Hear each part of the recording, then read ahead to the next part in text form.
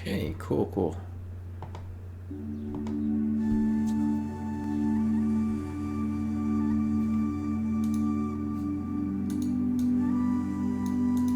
There's some relaxing music going on here. About the focus. MrSocco, if you are in the stream, please respond in the chat. I'm not doing the camera today. Just figure I'd just go over the matches real quick here and then give you my thoughts, things you can work on. Make sure you got yourself a pen and paper, notepad, what have you, computer, type something. Type these notes up. I'll wait for you till you get on here.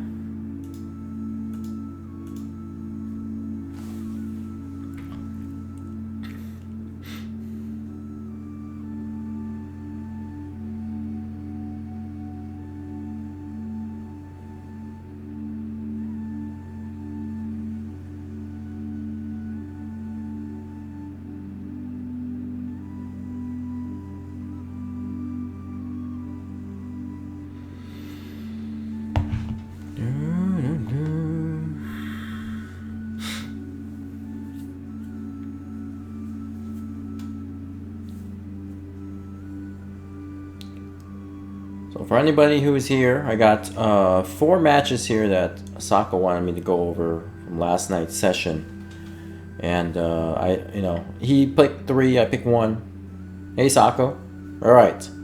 So the first one we're gonna go over, Socco, is the one with you and Cliff using his harang. This one, I think you said that you kind of got beat pretty badly, and I didn't. My apologies. I didn't keep track of this match because I think I had Linnell and Aesop in the background talking, so didn't quite focus on it. I think I was talking as well outside of the match here. Yep, I haven't played it. I haven't played anything yet. So, yeah, no camera today, Socco, and I'm about to play the video. Right now, it's I haven't played it yet. So, oh, here we go. I'm gonna get started. Okay.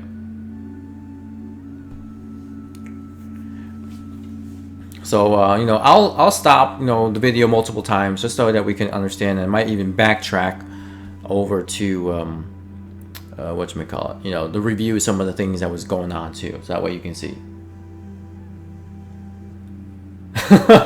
What's going on, Cliff?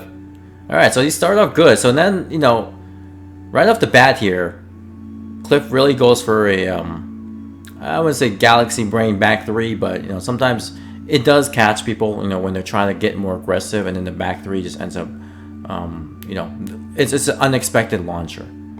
Like if you kind of go back in here, you were starting off really well with the pokes. If we can I move back? Is it going to let me? Or I guess not too much here. So let me start from scratch here. All right. All right, so he's it's probably most likely that down forward 4 is trying to go for just frame skyrocket. It's a typical what happens if you don't do it correctly. So that's fine, and it also acts as a homing move, which is nice. So he gets Cliff covered. So you're poking, that's fine. You're poking along here, see, and then all of a sudden I don't know what you were doing. Maybe you were trying to do a move or looking to do a move, but then he caught you the back 3.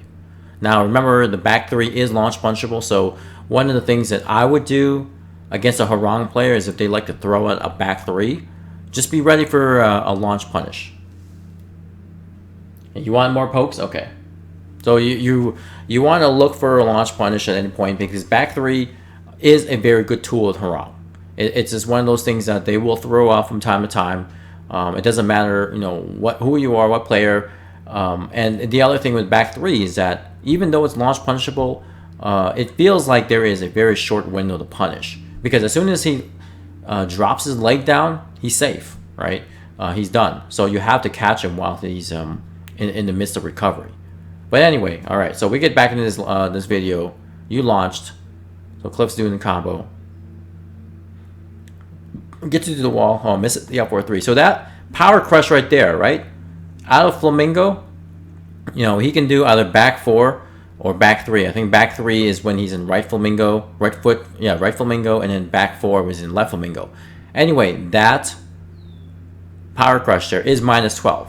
Okay, but you didn't do anything.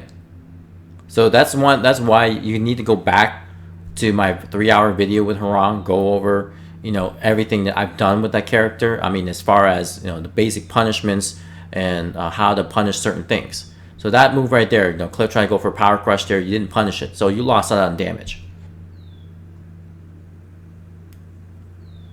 Okay, that Power Crush is minus 12. Right, we can go back again. Let's see, go back to this. Okay. Watch it again. That one right there, see? That one right there, you didn't punish, you just stood there. Alright, so next up, you're spacing out. Trying to catch him with a relax here. Okay, that's good poke, you know, checking him. That running 3 is plus on block, so I'm glad you didn't do anything. Alright, good dick jab. Alright, so Cliff, you know, he was waiting to see what you would do. He blocked the down 4. That down 4 is actually launch punishable, Cliff. If they're only doing it by itself, you can launch it. You can do it like a while standing 3. That's fine. It's minus 16, so I believe you might be able to just get the while standing 3. I think up back 3-3 is like 17 frames, so you won't be able to punish it with that. But at least the while standing 3 should punish that one. Okay, see, now he was going for a string there. He's trying to go for the little very slow sweep. And that sweep right there, if you block it, it's a staggered low. So then you can launch. Okay, so that one right there, that little low, oops, is launch punishable. Okay, if you block it, you can do while standing 1-3. You can do a delayed hop kick. You can do, you know, while rising 3, whatever. You can launch that. Okay, but you backed away. But you know, even if you backed away, if you saw him throw out a move, you should try to be ready for a whiff punish of some sort. All right. So, all right. Hunting Hawk is minus on block, which is fine. You know, I mean, most people don't press buttons afterwards because anticipation of an evasion move, which I think Cliff is going to do back 1 based on this. Like I know he's going to do a back 1 because he's trying to bait out an attack. And back 1 on counter hit knocks you down for a combo. See? Try to do back 1, right? And it whiffed, and then you whiff punished it with a down forward 1-1. Even if you blocked it, back 1 with Harang is minus 13 on block. So down forward 1-1 would have punished no matter if you whiffed it or not, if you blocked it. They always press buttons after Hawk. Yeah, I mean, you know, they're trying to, just like, you know, you're doing the spring kick into back 1+2, right? So it's just another means to try to gauge their reaction on specific moves on block. Because the Hunting Hawk isn't that bad on block.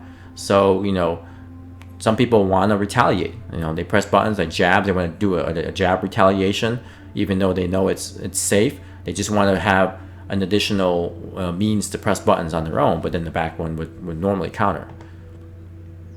Okay, so good low pokes here going on. See, now he catches you with the down forward 3-4 after. Let's go back here.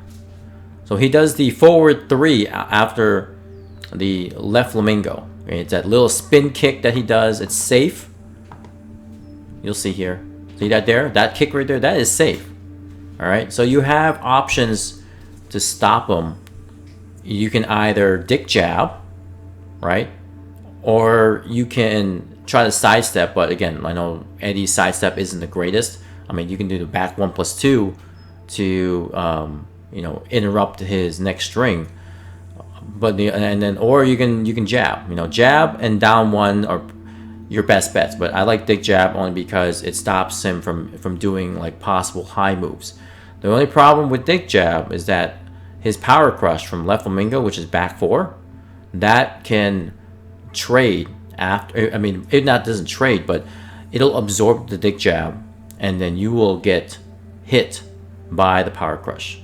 Okay, that's the only thing that you have to be careful about. Most Harangs actually don't know that, but it's really useful to know as a Harang player. If you're getting dick jab a lot by people when you're in left flamingo, go for the power crush, because the power crush, it'll absorb the dick jab, but then they do not recover fast enough to block the power crush. So you end up winning out by hitting him with the power crush.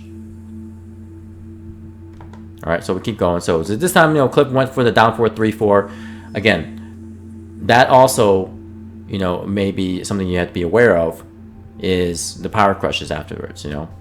That's why the down 1 jab does recover faster. Like if he did the down 4-3-4 and then did the dig jab, you would be able to recover fast enough to get out of it.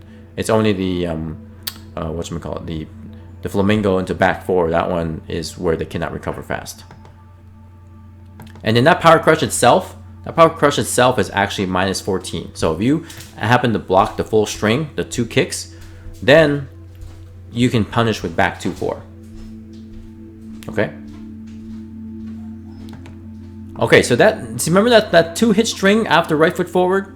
Remember that one that we kind of looked over, you know, a while ago when you were playing Michigan Masters? I tried to train you to be able to deduct the second hit. Well, you know, Cliff was testing you out here. He's right, you know, right foot forward after 4-4-3. 4-4-3 is plus and block. Okay, and then he's gonna go for the 4-4-4-3. Okay, mid into the high. I see, and then as soon as you block it, again, the high is a guard crush. You always absolutely have to duck the last hit, the second hit, which is a high. Okay, if you don't duck it, you'll get guard crushed, and then you'll get this.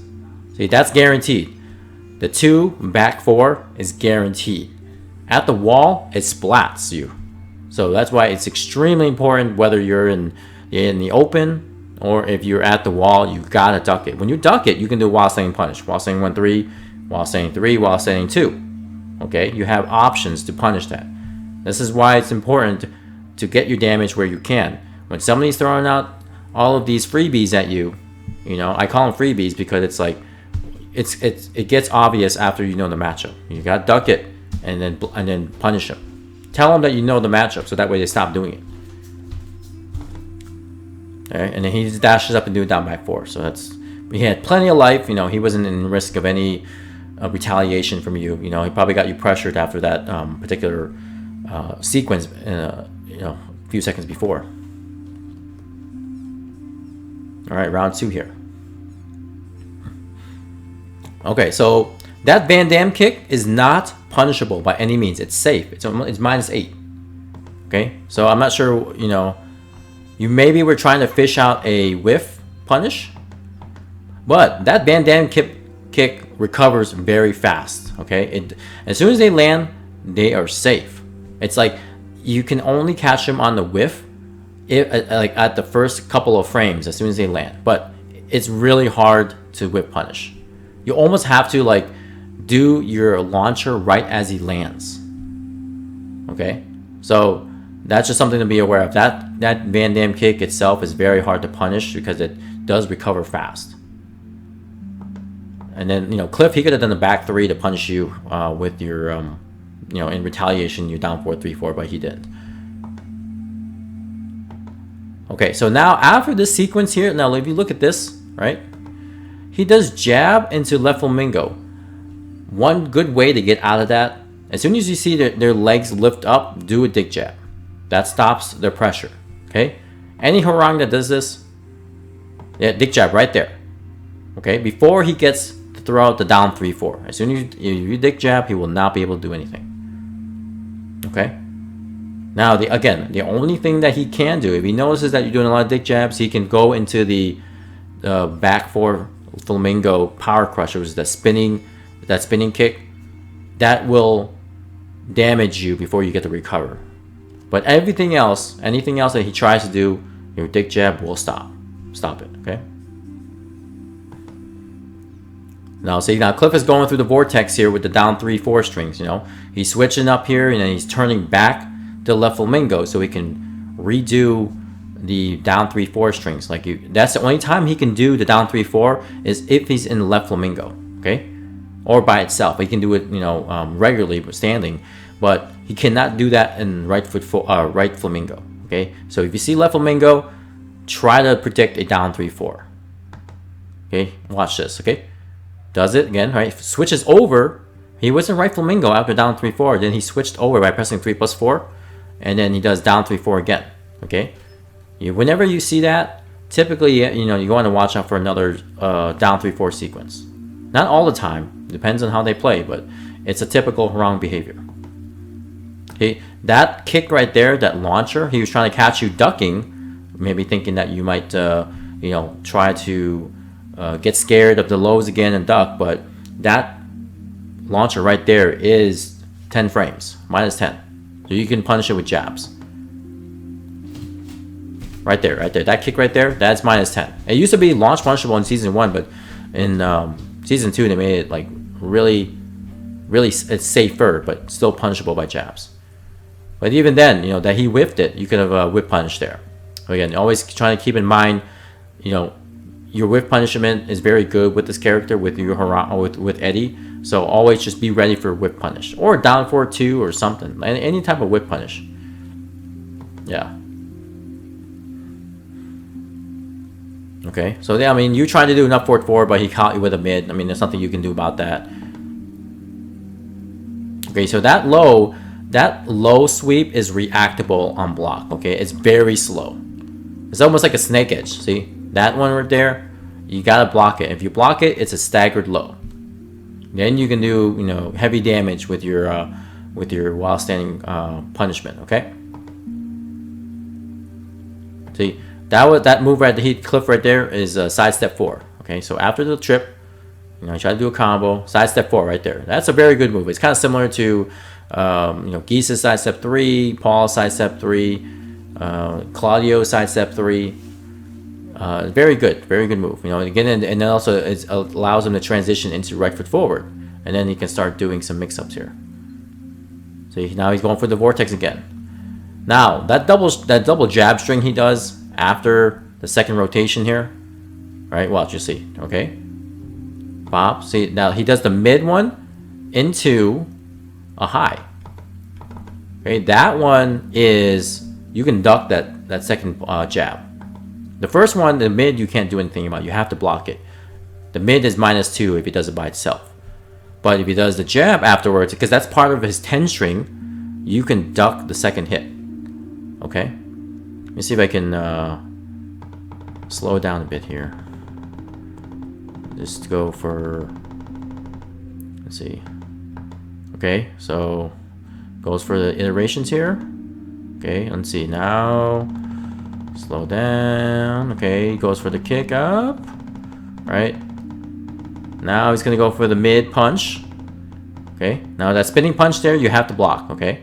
If you duck it, you'll get hit, and then he gets more plus frames, and you don't want that.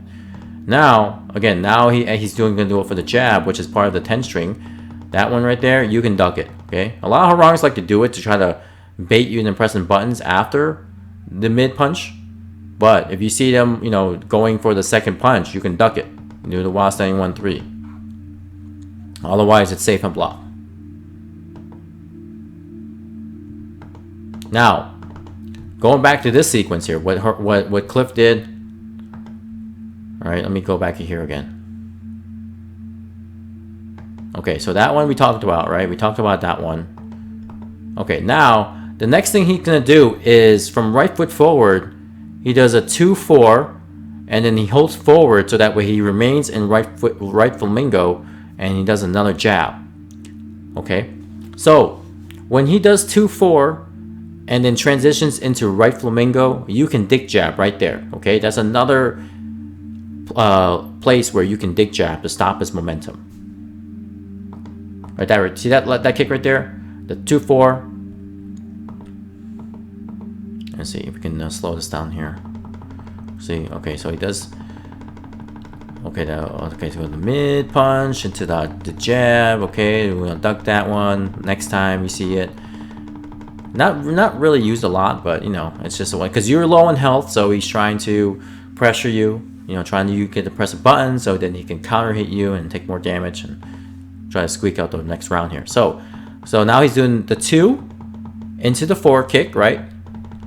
Right. So now, see, now he's in right flamingo. Okay. You can dick jab right here. Okay. I mean, the only thing that can beat you out is his power crush from the right flamingo. But if he does anything else, your dick jab will beat him out. And then he does a 2, right? Again, the 2, you have to be careful of the flamingo jabs, okay? Anytime anybody jabs you after they're in flamingo, that jab is +5 on block.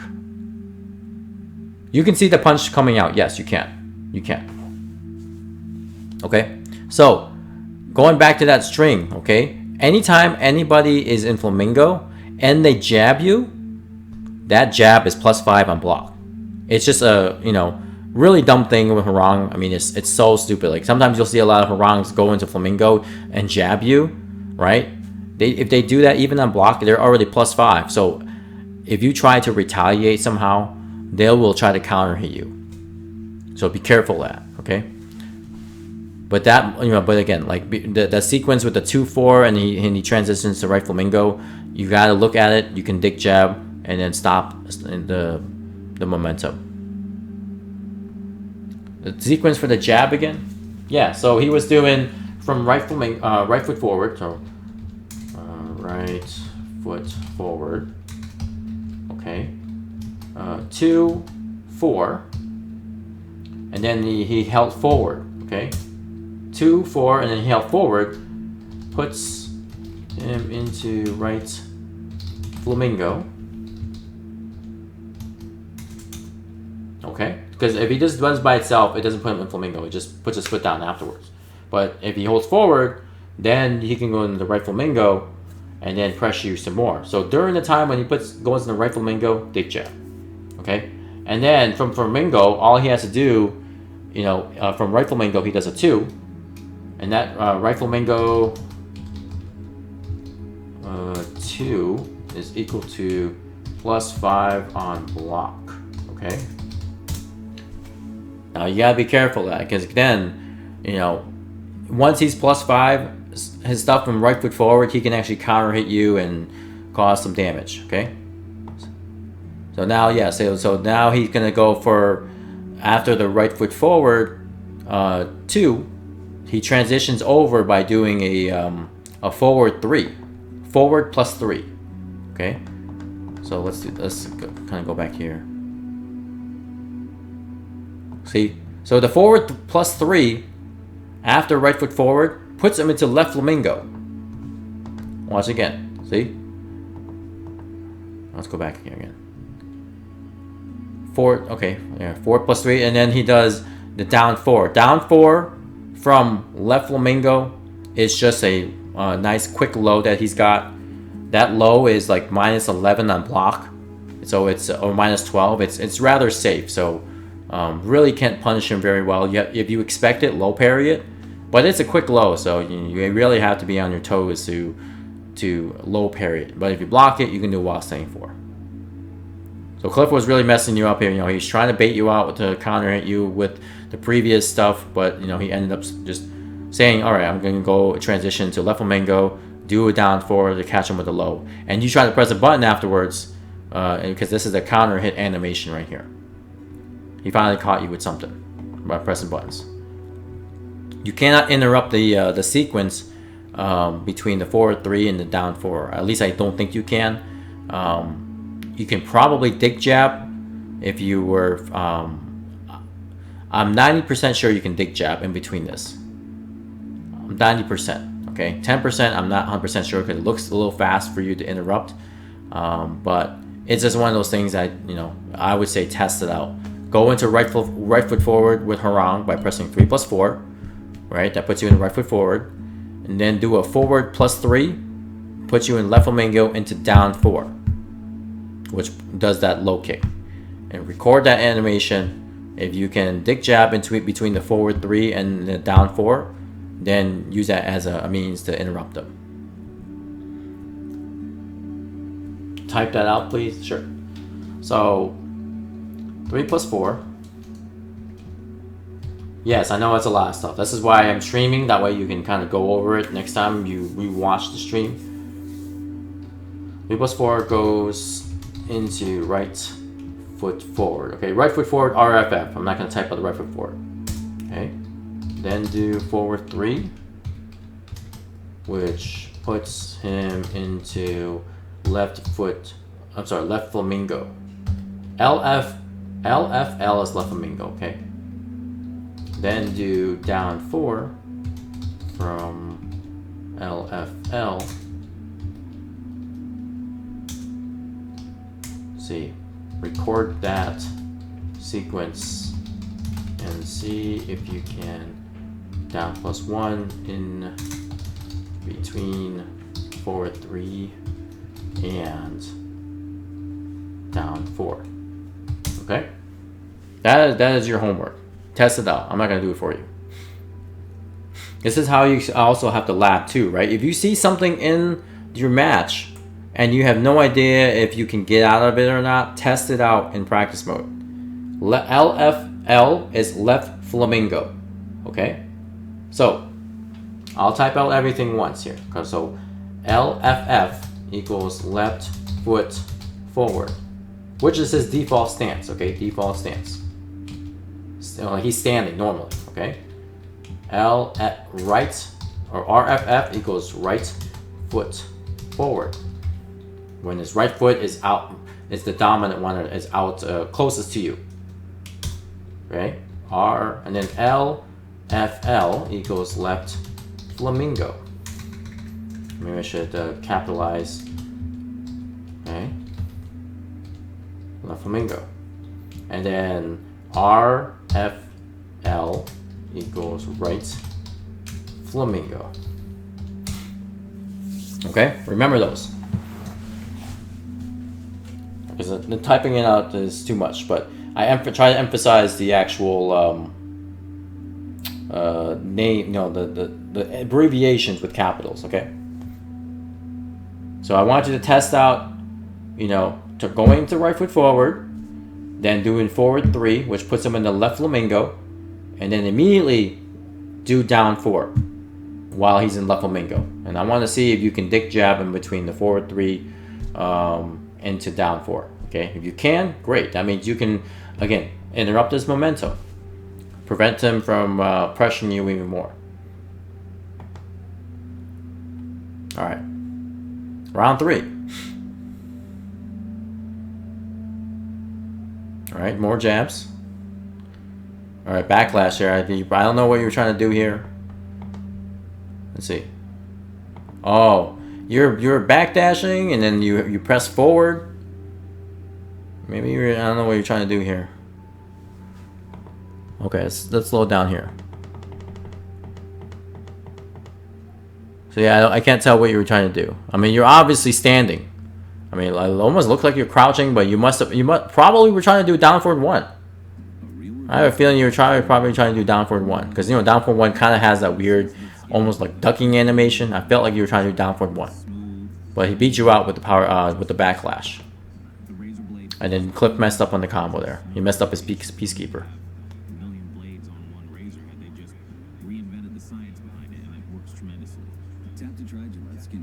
See, now this thing here, he was doing, sorry, let me go back here. Okay, so watch. So he does another back 3, okay? You have to launch that. Have to. Whenever he gives you an opportunity, he's like, hey, look, I'm -19. You launch me, please. Okay? Just think about that. -19, back 3. Always look for it. One of the moves that you want to look for against Harang is back 3.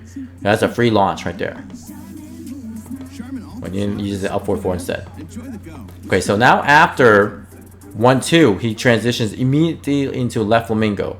Now he's in advantage. Now if he was doing 1-2 into left flamingo and you blocked, you can interrupt with dick jab. But now that you got hit by the 1-2 in the transition, you cannot interrupt him. You have to take the mix up. Now he's going for the vortex. Now that throw, 1+2 throw out of flamingo, always 1+2 break. Okay? Always. And that's something you have to train yourself. You want to go into practice mode, and then you can record yourself with Harang. All you got to do is just do the right foot forward, so 3+4, switches the legs from left foot forward to right foot forward. Then you can do forward 3, forward +3 will put him into left flamingo. Okay, left flamingo, and then do forward 2+3. Forward 2+3 is that throw from flamingo.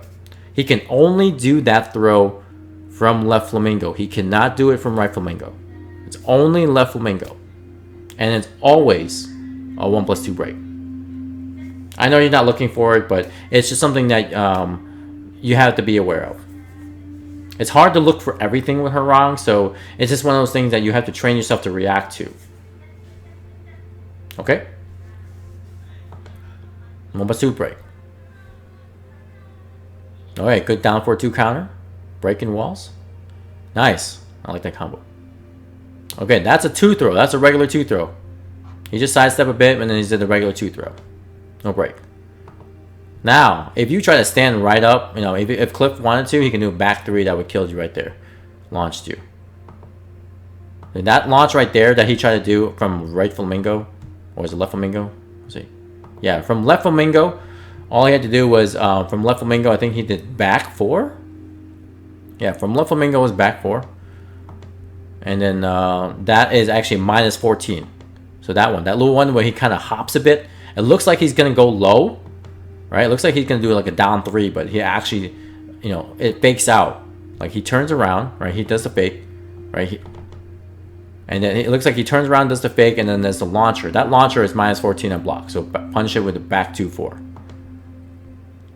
So it's really tricky. I mean, I get hit by it from time to time too, because a lot of harangs, you know, they do the down 3-4 mess, right? And then you're like, okay, I'm going to duck the down 3, and then I'll block the down 3, duck the 4, and I can launch. Well, this thing kind of is like, oh, well, I can pretend I'm doing the down 3. It looks like I am, but in actuality, I'm doing the mid launcher. See, it almost looks like it. That mid launcher is -14 on block. No, the other one, Socco, the one that I mentioned earlier, from right flamingo, I think right flamingo back 3, that is -10. He doesn't hop. All he does is kind of just, you know, turns his ass around and, you know, does like a little launcher. This one looks like it launches quite high. You know, you can see like what he does in the animation. See that right there. See, it pushes back too. The other one doesn't push back, but that one right there, that one pushes back a bit. He just kind of, you know, does a little twirl around, and then that one is -14. The one that we talked about earlier is -10. If you want to know how, if you want to see this in action, you want to know how to do it, all you gotta go do is just go into practice mode, do the right foot forward again. All right, that way you switch the stances, then do forward 3, put you in left flamingo, and then do back 4.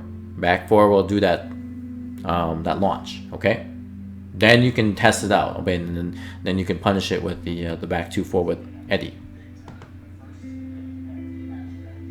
Okay, all right. I see you pokes. All right, good catch on the rage drive there. Nice. That's good damage there. Oh, see, now you don't want to interrupt him while he's doing rage drive. He has like two quick attacks, and then the last one is a slow mid, but it's very difficult to actually interrupt him unless you just interrupt him with jab or something. But you're trying to go for a 4. You know, he missed the low, and then he went, you know, and then he continued on with the rage drive. Now that rage drive, okay, whenever you see harang in like low health, this rage drive is really nice because it puts him in plus frames. Okay, it doesn't matter. Also, the down, I mean, to activate it, I think it's down 3+4. The first 2 hits, if you get hit by the low of the rage drive, the second hit is guaranteed. So it's a really good move for chip damage. If you're not blocking it or low parrying it, it's a very easy win to throw it out and then get chip damage. You know, I mean, I wouldn't say chip damage. It's like the first 2 hits are guaranteed is what I'm talking about. If you get hit by the low, then the mid is guaranteed, and that's it. Especially with your life bar, you cannot afford to absorb those hits, because if you do, you die. So a lot of harangs like to use it because it's kind of quick, and the first 2 hits are guaranteed if you don't block the low. Most good players, they like to try to look for it and low parry it. As soon as you start seeing him like kick low and start turning blue, low parry it. Okay, a lot of harangs, again, they like to use it for pressure, or they like to use it to close out the round. Like Cliff did it a little too far away. Like if he dashed in and did it, that might have killed you. But you were kind of far away, and then he just threw it out. But then you try to come in and interrupt him, and unfortunately, his second hit caught you first. See? Yeah. That's fine. Alright. So we're going to go on to the next match. Any questions, Socco? Again, you can review this session after we're done here. So you can definitely go over anything that I may have said that you may have lost while I was talking. Or if you have any questions now, I can help you answer it. Otherwise, I go into the next match. You good? Alright, cool. Go on to the next one. This next one is you versus the Lars player.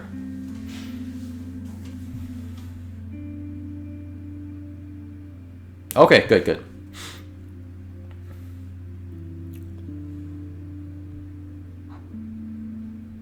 Alright, so spacing out as usual. That's good. You know, doing the forwards mid, nice. So always throwing out the down forward 3+4 to see if they can run into it. Already become doing the orbital. Orbital, Socco is -9 on block, okay? It is your turn. Always your turn. You know, I mean, he has to take the next mix-up that you'll throw him out. You know, you can either do a down 4, a longer range low, whatchamacallit, you know, whatever it is. I mean, he has to take it. Okay, more pokes with that. I like that. All right, good tackle. Nice. Down 4-2. You're using safe pokes. Just consider down 4-2 as a poke, okay? Don't even think about it as a launcher. Just think about it as a poke. And that's good. You know, if they get caught counter hit, then you can launch them. But I like your approach here. You're using the 4 as a mid. Good, quick mid poke there. It's 12 frames. You know, you're using jabs here and there. And then you're also using the, whatchamacallit, the down 4 as well for, you know, for quick low. And you're using 4-3. I like that too. So that punch right there from silent entry, the silent entry forward 1, that one is -10 on block. So you can actually jab punish that. I'll see you do it. Let's see. That one right there. That one's -10. Now, depending on who you are, you may not have the reach, because it looks like you were trying to jab but you weren't able to reach. You may want to test it out in practice mode. You know, if you can punish it, great. If not, then don't even press any buttons. Or what you can do is substitute the punish for like a low. Like, even though the low isn't a true punish, you can actually, yeah, this is silent entry 1. Yes, sorry, not forward 1, just 1. I like to do, I don't know why I press forward 1. But yeah, that's silent entry 1. Okay? He does it after back 3, and then he presses forward to go into silent entry, and he does 1. That is -10 to block. I would test it, make sure if you can punish it. If not, then substitute the punish for like a low hit. You know, most people are not going to look for a low to try to block, you know. They're too concerned with blocking high afterwards. See? I know you try to punish it.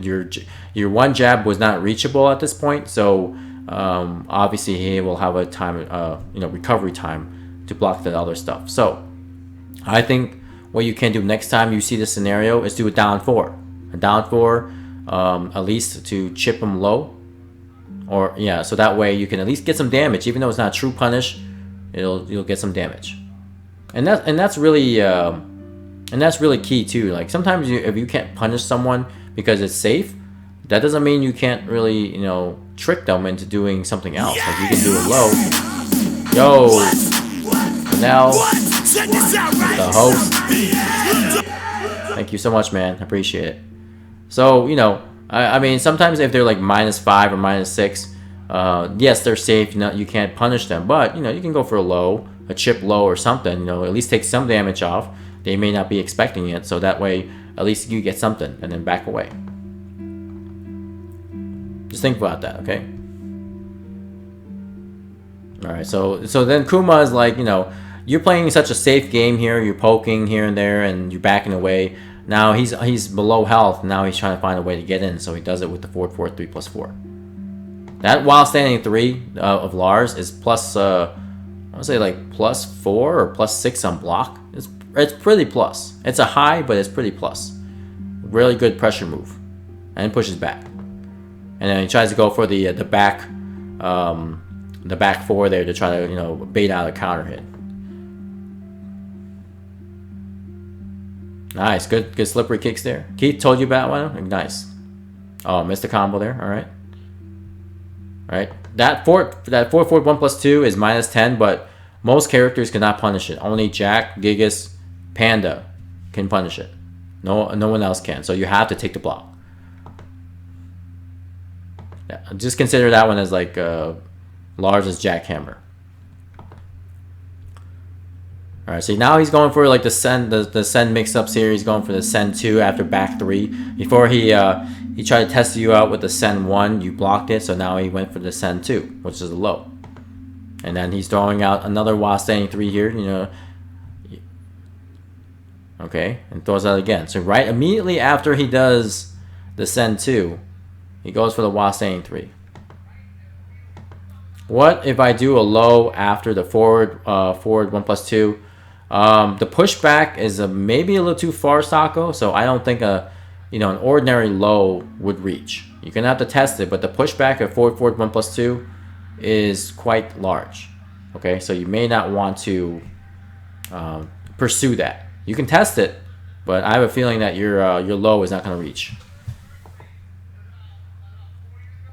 Okay, now he's doing something though. Okay, all right. That now, unfortunately, the 4/4 3+4, that little slide, it went under your upward 4 and punished you on your way down. It does reach. Okay, good. Okay, so that throw there, you got caught by a few times. You have to hold down in order to escape. It's not a button press. Okay, it's not inescapable. Not like Kuma's demon air flip throw. Okay, you can break out of it by holding down. This animation is just upward 3+4 with Lars, and if he's close enough to you, to where he can reach you while he's flipping in the air, this will happen. But if you hold down, you will evade it. You'll basically land down there without any consequence. Okay. Yeah, I've been caught with a full crouch 3. So.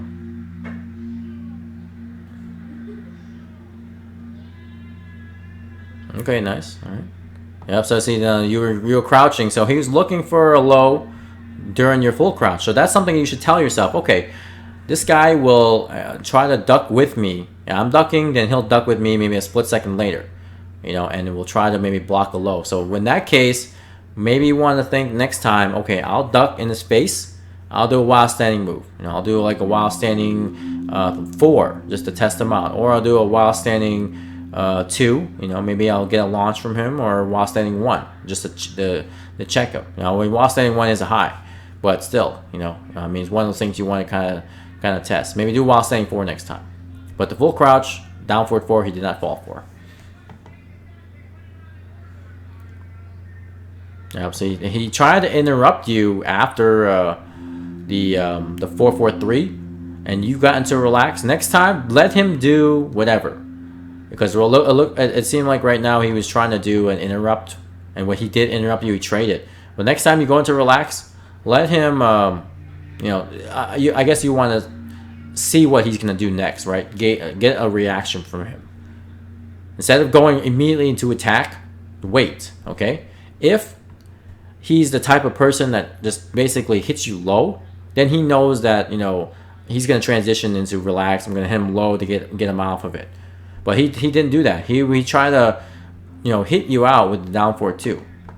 But instead, you try to immediately go for an attack and then trade it because you're already above ground. If you had stayed on the ground, the down forward 2-1 that he would do would have whiffed, and then you can do the low option to launch him. All right, spring kick, orbital. Oh, missed the combo there. Yep, that hell sweep there is kind of hard to see. Trade.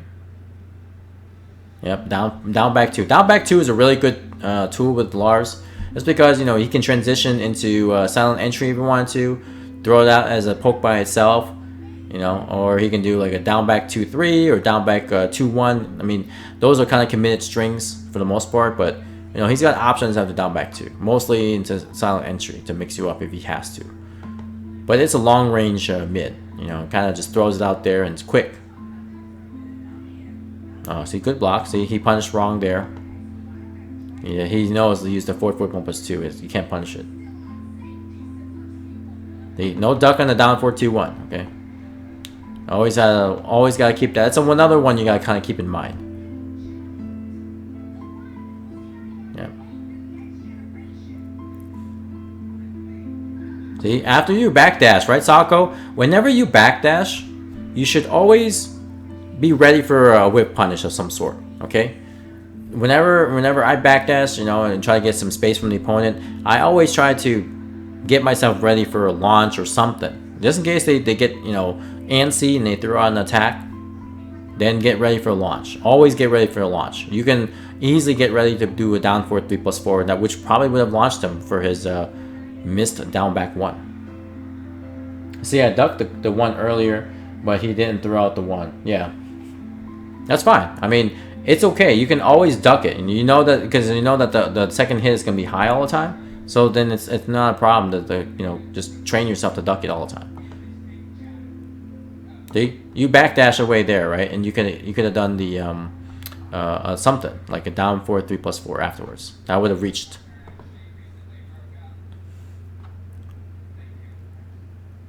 See, this time he didn't do anything because last time he did something, it traded. So he's like, I'm not gonna do anything anymore. What he should have done was hit you with down 4. That way he can hit you out. But instead, you know, he just stood there. That's his loss. See? He's the type of player, as you can observe, whenever you get down in the ground or crouch, he's always crouching. But this time you caught him with the spring kick from relax. See? Watch him duck. See? He ducked afterwards because he thought you might be doing the low option of the relax, but instead do a spring kick. You know, the spring kick is safe on block anyways. Very nice. Good low parry there. Trying to go for running 3, but you know, ultra instinct. Again, so you didn't break that throw. We know how to break it now. Good trade.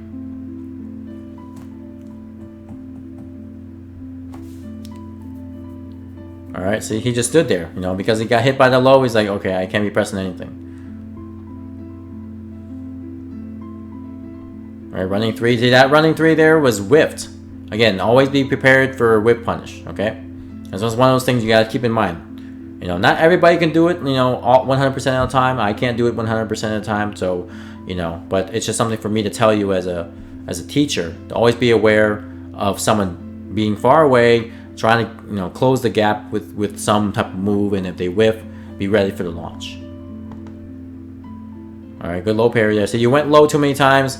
I figured, you know, the first few times you went low, you know, he's trying to block it or whatever. Now he's going to continue trying to low parry, block, whatever. So this time I would have said maybe gone for the relax 4, which is the mid, and I would have caught him ducking, and then he's like, oh man, I got hit by another mix-up.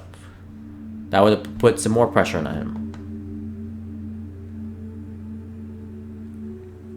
All right, see, now he's going for the down 1+2, thinking you may stay in the ground, but you held back, so that created another whipped opportunity there. I mean, you were recovering, but you know, you can see where the pattern is. You always like to try to do something, assuming that you're going to stay in the ground or whatever.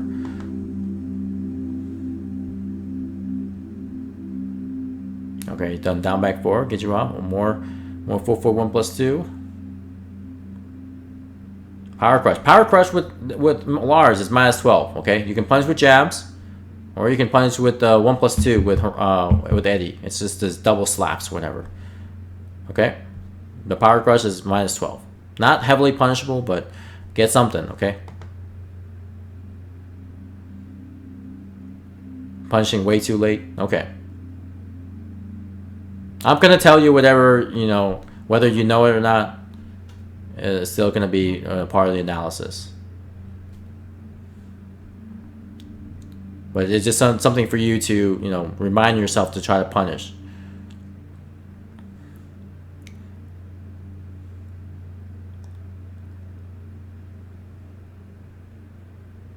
See, you're changing up your timing there. See, what you were doing earlier, you were doing like upward 4.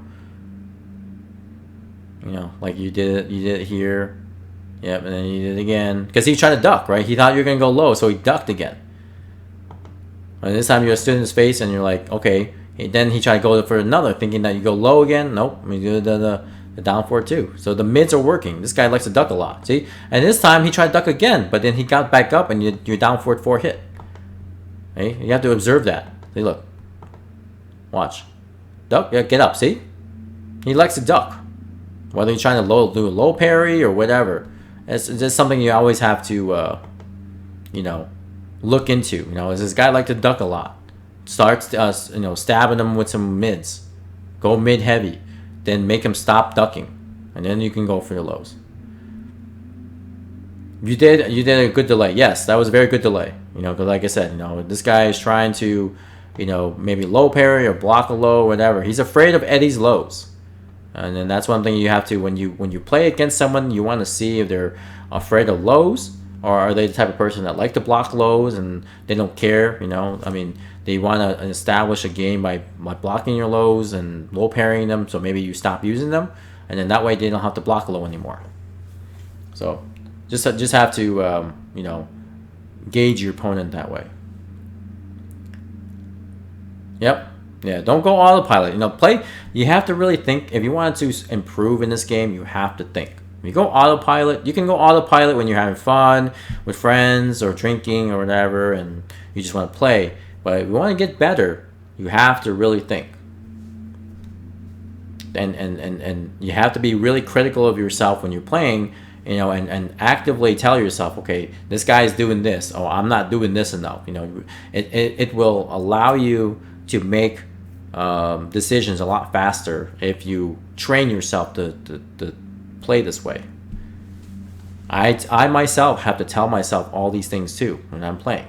If I'm just playing and I'm losing, it's most likely because I'm playing in autopilot. As soon as I start thinking about what's going on, I play a better game. Anytime most of the times when I lose, it's because I'm going autopilot. I'm not thinking. I'm just doing stuff because it's comfortable to me. But that's something I should not be doing. I tell myself next time I need to think. I need to figure things out. I need to know that I'm actively playing this game and not, you know, on the train tracks just going along for the ride. All right. So next game. This is you and Amy. Yep, Amy Soy Sauce here with the Chloe. Never seen something like this before? Welcome 64. I don't do these often because a lot of times you know, I end up just doing the sessions. But I think this is important to do, is to analyze people's matches, you know, and then help them out when they're stuck. A lot of people like get really flustered. They feel like they suck at the game when they don't know why they suck at the game. You know, and then, you know, me being able to at least look at the videos and help them out will allow them to, you know, maybe get to that next level. All right, more backdashing as usual. Okay, nice counter hit there. Can't say much about that. Except it's good. Nice, there you go. Now up to a nice start. See, there you go. See, you delayed it, and you see what happened? She tried to duck, thinking that you were going to go for the low option to relax. You caught her with the wall splat mid. And that's a very, very good option too. Because after that mid, I mean, it's minus 13 and block, but most people don't even try to punish it.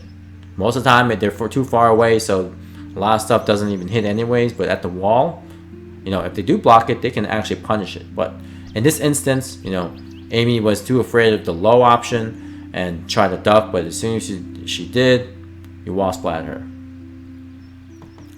I punished it like 1 time or 2 times in my lifetime.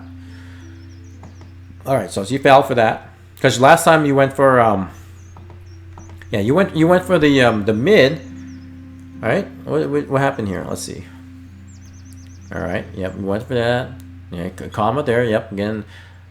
Now you know she's the type of person that likes to block low. Okay, whenever somebody gets hit by the first mid and a relax, they're the ones that always are looking for the low option first.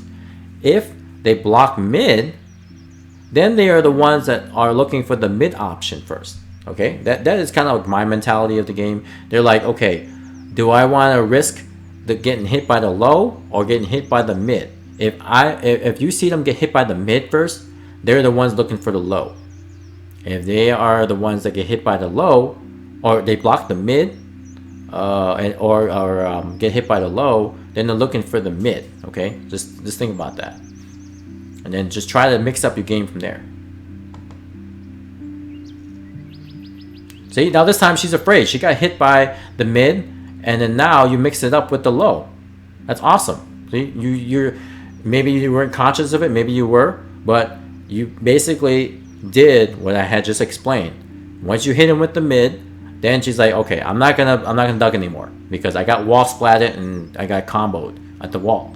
So now you put her in another vortex to where you did the relax, and this time she just stood up and you were at the right space to do the low. And she's probably complaining about A right now. Okay, so you got counter hit by the 3-4 there with Chloe. If you had blocked that, you could have punished it, but now you gave her a chance to come back. Whenever they're in the situation when they're in low in health, definitely be careful of counter hits. Okay, you caught her with this, right? Now, if I was in this situation, I would wait. Okay, I would wait and see what they would do next. Maybe move myself away from the wall. Okay, maybe sidewalk away or whatever, backdash away. But I would wait for them to do something. Why? Because look, your health is like super high. You don't have to worry about anything for now. Let them do something to you and see what they do, right? In this case, you try to squeeze it out. You know, I totally understand that anybody with this life lead would want to finish up the round, but this is Lucky Chloe. Okay, Lucky Chloe can destroy you with this rage. Okay, that's something you always have to keep in mind. That Lucky Chloe can always come back at any point by a couple of counter hits and you're screwed. Look at that. Look at his damage already. Okay, she didn't do the optimal combo with the wall, so that's on her. So you got extra life. See, look at that. She just whiffed a hop kick. She was expecting you to attack again, maybe doing a low, and she threw out a hop kick. So in which case, you saw the whipped hop kick, you could have whipped Punisher, and that would have been the round. Now she's trying stuff out. See, think she's doing the hop kick only because she thinks that maybe you'll take her out with a low? No. So that's your opportunity to punish that hop kick. You know, I think you can punish the neutral hop kick. You might be able to punish with Eddie's down 4-3+4. It may reach still. So keep that in mind. I would say practice it in practice mode. Neutral hop kick with Chloe. Punish it. Okay. You always have to look for that. That is another key move you need to look for when you're playing against Chloe. Down forward. I'm sorry, not down forward. Up 4-3, or up 3 or up 4-3. You got it? Okay, good.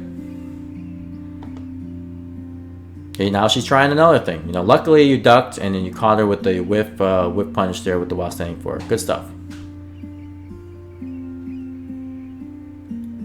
Hey Zilla, what's going on, man? And Chizukeke, how's it going?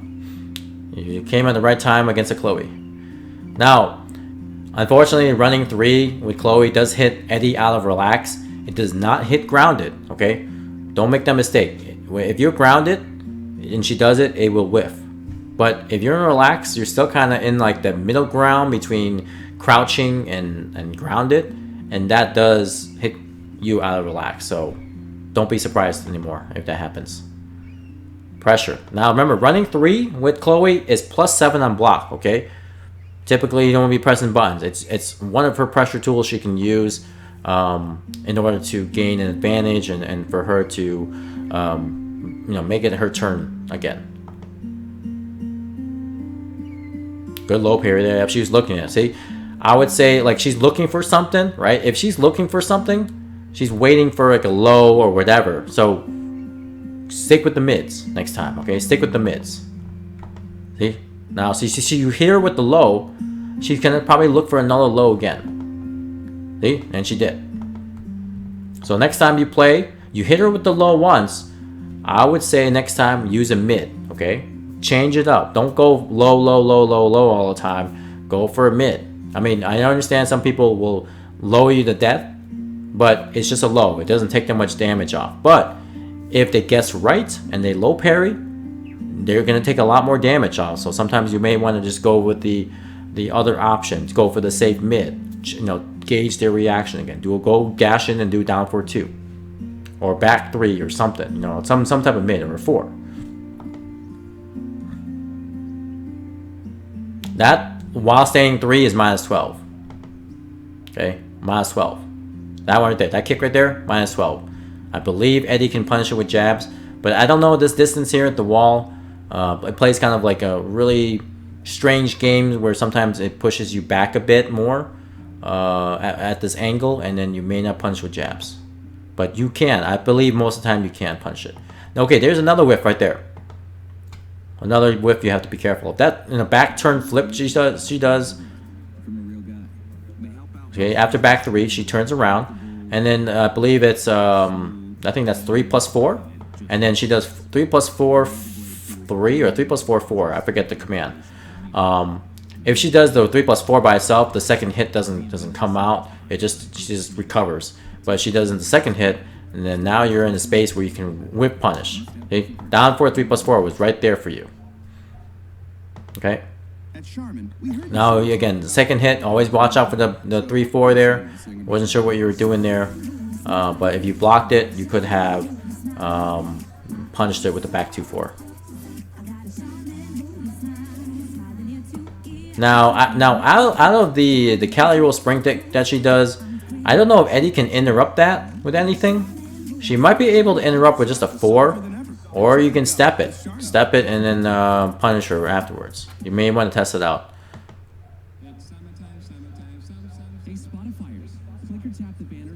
Alright, now she's pressuring you with the full crouch down forward 1. So,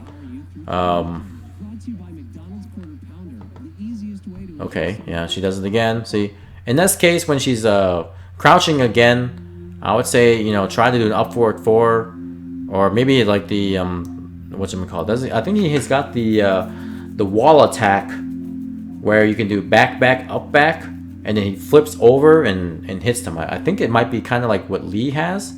I don't know. I can't remember.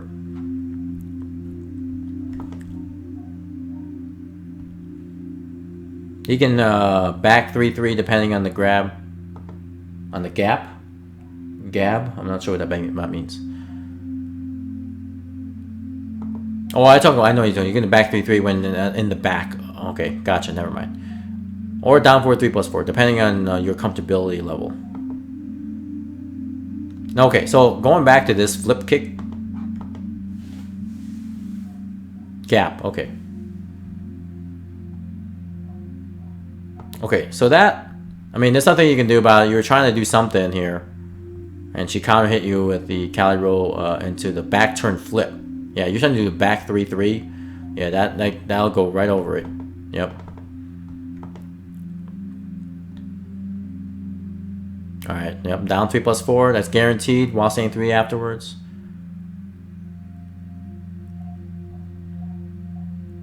Again, 3-4 again, you get hit. Like now the Cali roll there, so you need to figure out a way to get out of it. Another 3-4. She's giving you all these 3-4s. Oh, and no whip punish after the miss. Down 3 plus 4. You could at least like maybe do like a down 4 or something that hits grounded. Let's see. But I guess the backflip goes above. Yep, which I've never encountered with a Chloe before. If you block that last flip, so we're going back to this, right? Where is it? Was it here? No, it was in the beginning of this one. That last flip kick, right? That last flip kick, if you block it, it's minus 16 on block. If you block it, it's minus 16 on block. You can launch punish that. Okay, so just know next time if any Chloe just throws it out there, launch her after that last flip. It usually follows after, like with the first longer flip, and then into the smaller flip, and that smaller flip is minus 16 on block. The larger flip is safe. You cannot punish that. All right, so let's advance this a bit here. We know that MrSocco gets pressured here, dies. Nice. So this time she stopped. That was very nice. That was very good. Like she stopped. She was trying to do something though. You saw she was trying to do something. Trying to get something started. Like, she's gonna. Oh, see, this time you caught her early. She was gonna go for the either the 3+4 again, like she did in the beginning of the last round. But you stopped her in her tracks. That was good. Okay, now that double. That's a forward 4/4, forward +4/4. Double is it called? Yeah, see that one there? You caught you. That is guaranteed on the first hit. So if you get hit by the first hit, the second one's guaranteed. So there's nothing around. You cannot get. You can't avoid it. Now if you blocked, and she does the second cartwheel or flip kick, whatever, you can step it, or you can interrupt with a jab. Okay, just keep that in mind. If she did it and you actually blocked the first hit, and then she did the second hit, you can either step it and launch, or interrupt her with a jab while she's in the air with the second kick, and then you can convert into a combo. Oh yeah, that's a nice combo right there I mentioned. That's good. Oh, see, this time you try to do it. I would just be careful, Socco. Don't always try to go for the back 3-3 all the time whenever she's back turned, because a lot of times we know that back 3 has short range. I mean, it's a good move. It'll capture, launch, in certain circumstances, but I wouldn't really go for it all the time. Because in this case, you're getting killed by attempting it more so than actually landing it.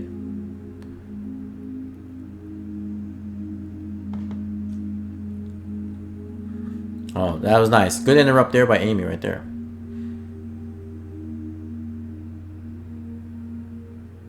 Alright, she's trying to go for the hop kick there, but another hop kick. Nice catch there with the handstand. See, in that instance, Socco, you did the down 4, right? I would have committed to do the down 4-3. Because the down, it's very surprising. A lot of people get hit by the second hit because they're too committed to blocking the low that they continue to hold down to block low, and then they get hit by the second hit. Okay? So next time when you're in the situation when they have very little health, just go for the down 4-3, because at most she can only punish with a while standing 4, right? A lot of times when you play against a character, you need to understand, okay, what options does this character have to punish some of these moves? If it's something like, she has a while standing 1-4, which is 14 frames. If you have a 14 frame low, or minus 14 frame low or something, she can launch it. But in the instance with down 4-3, I think that's like minus 13 or something like that, right? So she cannot punish it, or she cannot launch it. She can only while standing forward. So it's not as risky for you, but at the same time, you can potentially end the round by making her freak out and blocking low too long. Want to down 4-3 interrupt the punish? Yes, it can. Yeah, because if she tried to punish the down 4, then the 3 would come out way before her punish would. It would counter hit her. So let's look at that again. Yeah, she tried to go for the jab, right? If she pressed jab while the 3 came out, she would have got her.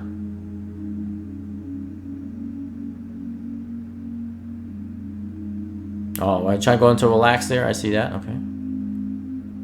Oh, nice. Good clip there on the racetrack.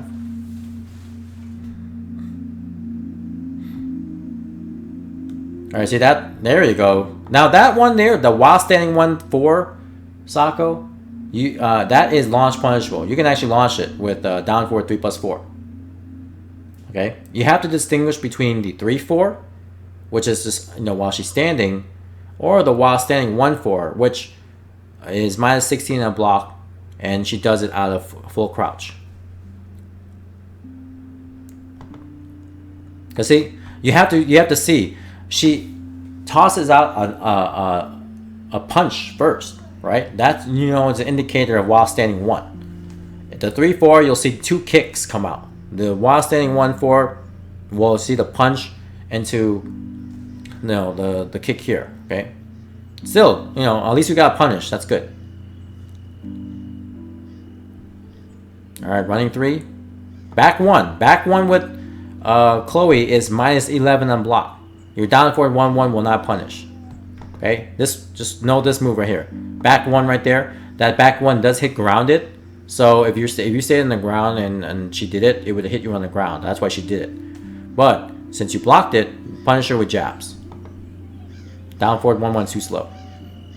She's tossing on all these up forward threes to try to fish you into doing lows or to try to fish you into running into them. And she's using it kind of like as a barrier to keep you out.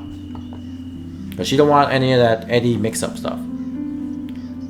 Okay, this is a good sidewalk there. I know you're trying to go in and to do some pressure, but in some of her previous games or matches, she was stepping quite a bit. And then this is no exception.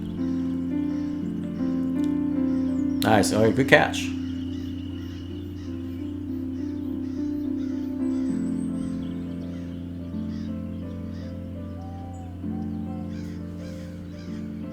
Alright, see, then you could have done the low option right there, Socco. That would have been game. Right there. That would have been game. Right there. See, right there. Look, you could have just done it. Right there. Game over. Okay? But you just held back to get out. Free opportunity lost. That was another free opportunity lost. 4-4-3 does not hit relax. Okay? Right there. You held back again. If you stayed there, that move would have whiffed, and you would have done another opportunity. That's two. That's strike two. Now see, now she doesn't run. Now she's doing running three, and that's hits you out. Sometimes when you're in relax, sometimes you may want to just like lay there a bit and see what happens. You know. She's trying to do running three, but she keeps on getting 4-4-3. Okay, she's messing up on the running three. Now she's getting it. Then that right there, that's a whiff right there, Socco. A whiff. What are you gonna do? Oh, see, too slow on the whiff punish. She caught you with the up 4-3 because, like once again, maybe you were processing the whiff punish too late, and then she caught you with the hop kick. There you go. That's not gonna kill. She probably should have done the rage drive at the wall. That would have killed. Oh, see, another whip punish right there. That was another whip punish. She's giving you all these freebies. Nice. That was good. Rage drive plus frames on block. This is the one you won. Well, it's still good, you know. I mean, if there was another one you lost, I didn't get that one. So, all right, the last one is gonna be the one. Look at this lazy guy, just relaxing. Anyway, just going with Eddie here, just relaxing. Anyway, geese. This is gonna be fun. All right. First of all, we know this is a beginner player, right? So in your mind, you need to think, okay, this beginner player is probably gonna fall for a lot of the typical Eddie stuff, like the stupid side step 4 and the 3 kick, a lot of the slippery kicks. You know, sometimes you have to change your game style, your gameplay, or downgrade it to, you know, the beginner level where you know that they'll probably fall for all these different things. Because this beginner player is not going to care how you play because they're going to play the way they want to. I don't play Eddie, but I learned a lot. Good, 64. I'm glad. This is the embarrassing one. Well, I mean, we have to go through it, Socco. This is your loss was based on pure lack of knowledge. Right? Even though I played geese against you a few times, I really don't go ham with the strings, with the power crushes. So this is something that you need to kind of be aware of. And I will point out all these different things here with this matchup that you can do something about next time. Okay? You'll see. Watch. Okay, first of all, I don't know what you're trying to do. Maybe you're trying to do up forward 4 to go over the fireball or try to hit this person out, but throw out a fireball. You never fought beginner geese before? Well, here you go. Your wish has come true. Alright, 4-4-3. Slide. Alright. Oh, missed a combo there. Recovery kick. Oh, see, now power crush there. I mean, nothing you can do about it because you're already mid-move. Now, the one that this player is doing, there's 2 power crushes that geese has. The half circle back 3. And half circle back 4. I think it is. Or is it a half circle forward 3? Let's see. Half circle back. Yeah, half circle back 3 or half circle back 4. The half circle back 3, the last hit is a high. So when you go to practice mode and you activate the half circle back 3 with Geese, you can even have it, you don't have to do it yourself. You can select the move list, that move, the half circle back 3, and then you can duck the very last hit. There's 3 hits to that Power Crush. The initial one where he charges, the mid piece of it, and then the 3 version is the last hit is a high. The 4 version, the last hit is a mid, but the 4 version is actually punishable. It's minus 14 on block. So that's the mix-up game with Geese. They're both Power Crushes, but the 3 version is safe on block. It's like minus 9, I believe. So you can't punish it. But in order for people to have a chance to break out of it, because otherwise Geese can do that forever if there's no way to get out of it, they made the last hit high, and you have to duck it really fast in order to do a while staying punish. Okay, so try it out. Do the half circle back 3 with Geese, and then when he does it, just hold down. All right, like after the second hit, you'll duck it and you can do a while staying punish. The 4 version, that one is like, he has like some extra punches in there, and then that was a mid, but so if you block it, you can do a back 2-4 to punish. So that next string there, 1 2 3. 1 2 3 is a high high high, right? A low 2 2. Anyway, so that last kick there is +1 on block. Typically if Geese is trying to do a frame trap, they'll do it here afterwards. But that's +1 on block. You can duck that last hit. It does not jail. Yeah, the Power Crush is a mix-up, but it comes with consequences. Big consequences with Geese. For you, you get hit by it. The last hit doesn't take it that much damage off. But for Geese, if he does the wrong one, if he does it and you know how to get out of the, if you read it, then it's painful for them. So it's more of a guess for them as it is for you. You don't really lose that much damage if you get hit by the mid, and if you block it, block high, and they do the high version, that's fine. You're safe, they're safe, whatever. It doesn't matter. You only take a few drops of damage from the chip. Okay, so now this person's doing a lot of strings. You can see that punch right there, that is a high. So she's transitioning into that string from down 3, right, into 1, and then doing the what's it called? Quarter circle back 2. Well, the quarter circle back 2 is a high. If you see that come out, it's mostly reactable, depending on what they're doing. Sometimes they can mix it with the mid. But if they do that version and then you can duck it and do while staying punish. So that eliminates this next option here, which she can go mid or low. She's opting to go low this time around. So and caught you with the sweep. Now she could have easily done a ground throw, but I don't think she really knows how to do that. Yep, she's abusing the Power Crushes because you don't know how to deal with it. Again, 1 2 3 again. You're gonna duck the last hit while staying punished. Now this Rage Art, Socco, Rage Art is a high unblockable. Okay, you cannot block it. You have to duck it. It looks like you were ducking, but then you got up. It looked like you were ducking, or maybe you were stepping. I don't know, but you still got hit by it because you got up.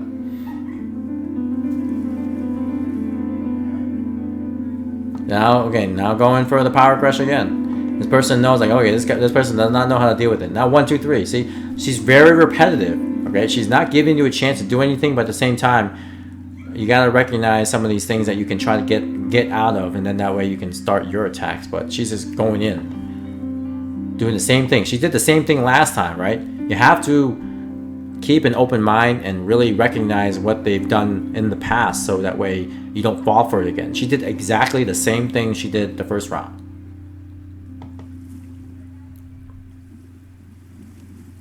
Okay, now that was a whip right there. Okay, she keeps on doing the high version of the power crush. So next time you know, deduct the last hit while standing 1-3. Okay, next time. No duck. Power crush. You're hesitating there. Now she's going in again. She's always doing the low. You haven't blocked the low, so she's keeping going doing the low. Alright, good combo. Spring kick.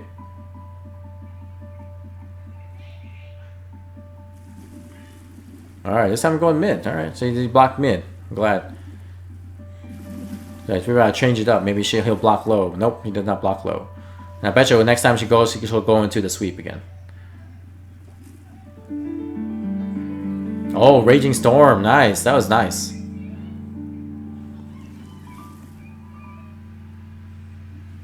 Alright, down 3. Nice. So this person knows what they're doing. You know, this person is playing you as if you were a beginner. she was aware. Maybe she wasn't. Maybe, I don't know. But she kept on using all the power crushes. Right? She kept on going mid at some point. I'm sorry, the sweeps at some point to catch you, which you never blocked. Throwing fireballs to keep you away. Yeah, so this is how you should be playing against beginner. Just do the same things over and over again until they change up their game. There's no reason for you to change up your game. They keep falling for the same stuff. Keep doing it. But this person, this player was doing the same exact thing that I do myself against beginners. You know, there's no reason for me to exert any more energy than I have to. Play it simple. Do all these few things here and there and see how they react. The ranks of bait. You were conditioning him? Yeah, I know. You're trying to condition. But basically, I mean, MrSocco does not know how to get out of the power crush. Does not know how to react to the strings. Just had a difficult time all around.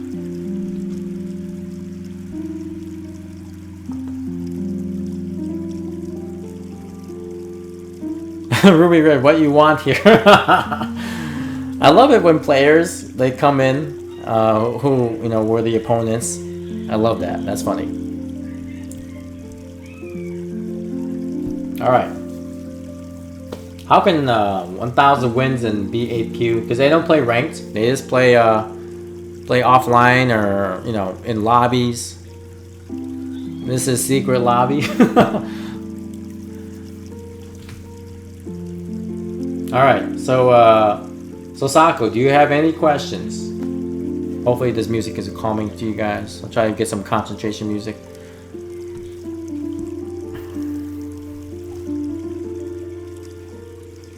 Nah, don't get out, Ruby. You're fine. You're fine where you're at. You're fine where you're at.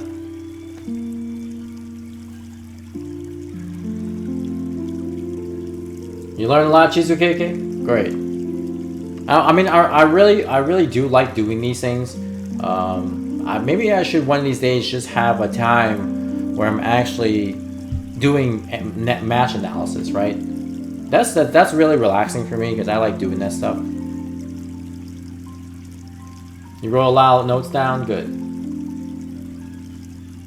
Now everybody, everybody's here just to learn. Okay, there's no hard feelings. Doesn't matter how bad you got beat. This is all learning, okay?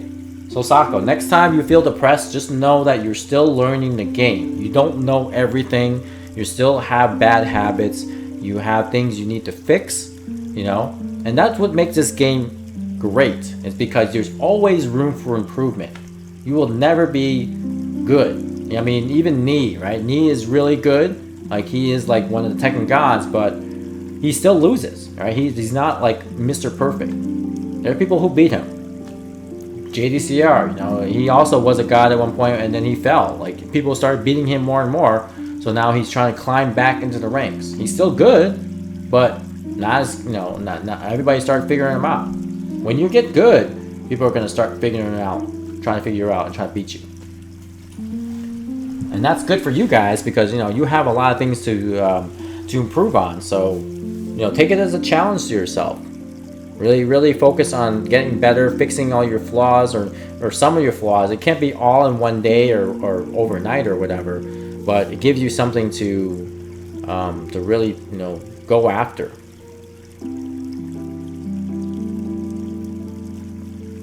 Even for beginners too. I mean, I know some of you guys get frustrated, but you have to understand that this game is very complex. There's a lot going on in this game that you may not be aware of, and you have to accept that it's going to take a lot of time to get good at this game.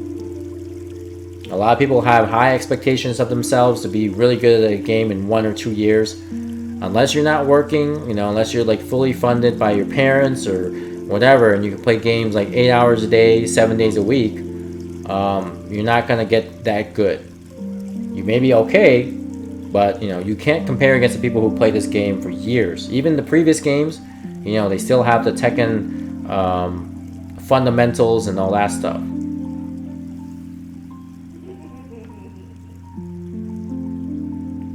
I'm not a beginner with Geese, but I am new to Heihachi. I can do all this hard stuff, but I'm still weak with him. Gotcha. Yeah, I mean you're doing all the Omen Thunder Fist or whatever it is with Heihachi. I'm like, oh my goodness, this person's like ripping those like it's nothing. I can't even do that move like consistently. That's crazy. So I mean, yeah, you can. I definitely saw you do all the hard stuff with him, but now you have to work on like fundamentals with the character, like being able to move around a little bit better. Trying to poke more with the character, so on and so forth. Hitbox is super easy. Yeah, I still call that box cheat box because it's got some nice features that normally you can't do with a regular arcade stick. But which is fine, because you don't see, you haven't seen anybody win a championship with a hitbox yet. A Tekken champion. So, and there is something with that. Until then, stick is still going to be superior, only because it's been a tried and true method. Super Kuma did? Oh yeah, that's right. I forgot. My bad. I keep forgetting about Super Kuma. He's the one that did take the Masters in France. I forgot about that. But he was using Akuma as well. So the combination of Akuma, the combination of the hitbox, my goodness, it's crazy.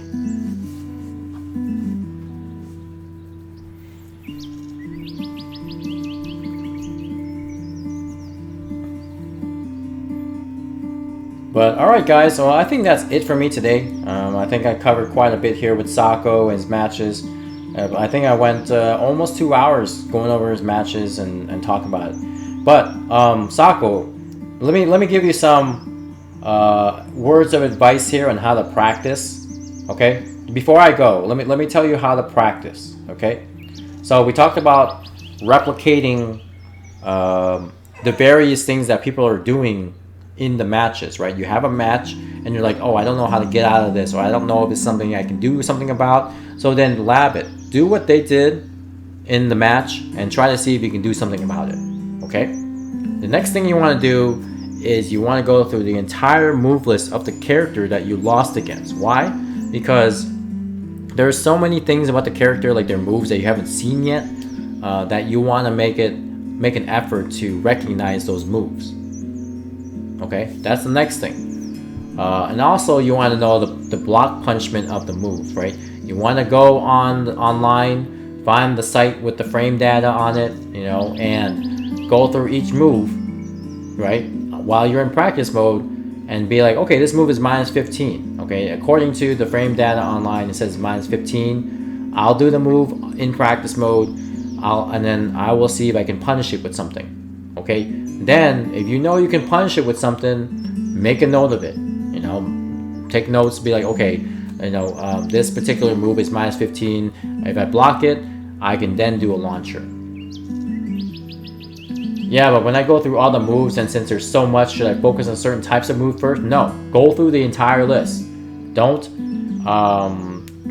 if you're running out of time or something, you can focus on a few moves, but really, most of the characters move lists you can go through in about an hour. Each character maybe 1 hour, okay, and that's being generous too. Like for me, I'm not gonna, I don't want to brag too much, but I can go through the move list for most characters, within a half an hour, just because I'm really fast with my methods. But for you, I would say just take an hour, for each character. The only character that you may require more time is Harang, because of all his moves. I mean, heck, I did a 3-hour video on Harang, so maybe you should watch that again, and then kind of supplement that with your practice in the lab. Peter, what's this? This is me reviewing some of Socco's matches from last night. He wanted me to go in, review some of his matches, do some analysis, and then this is what we're doing. We're kind of wrapping things up right now. Okay, so do all the moves for every character. Give yourself a block of time. Make an Excel spreadsheet. Okay, this is what I told Peter too. No, this is not 1v1. No, it's just me just going over matches. So I told Peter this. I tell other people this. Make us an Excel spreadsheet. Have yourself 3 different columns. First column is characters that I know very well. Like the character inside out. You may not beat the character all the time, but you know a lot about the character to make yourself comfortable with the matchup. Any character that falls in that category, put them in that column. Number 2 column, characters that I know something about. Okay, like you know something about them. You may not know like everything, but you're aware of like their top 10, top 15 moves or whatever. Then put them in that category. And then the last column, put in that characters that I know very little or nothing about. Okay, now you can make a 4th column. Peter did this, but you can make a 4th column saying, "Oh, I know little about this," and then a column that says, "I know nothing about this character." I bunched them into one column because it's like if you know little about the character, you might as well go over that character again and make it so that way you know more about the character. So the object of this is to be able to track your progress. Any character that you know nothing or very little about, run through the entire move list, block punishments, know the moves, like when they're on block or whatever, and then that way you can move them over to the next column where you know something about them.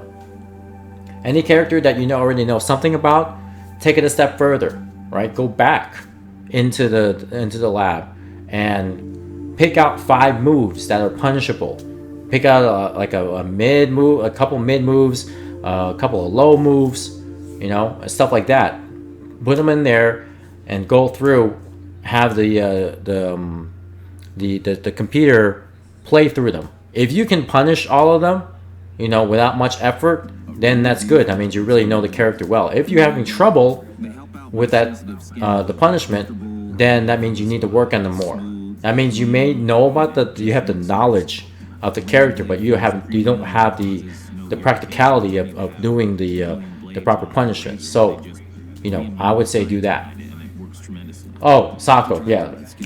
Excel spreadsheets to, put down characters that I know a lot about, characters that I know something about, characters that I know little or nothing about.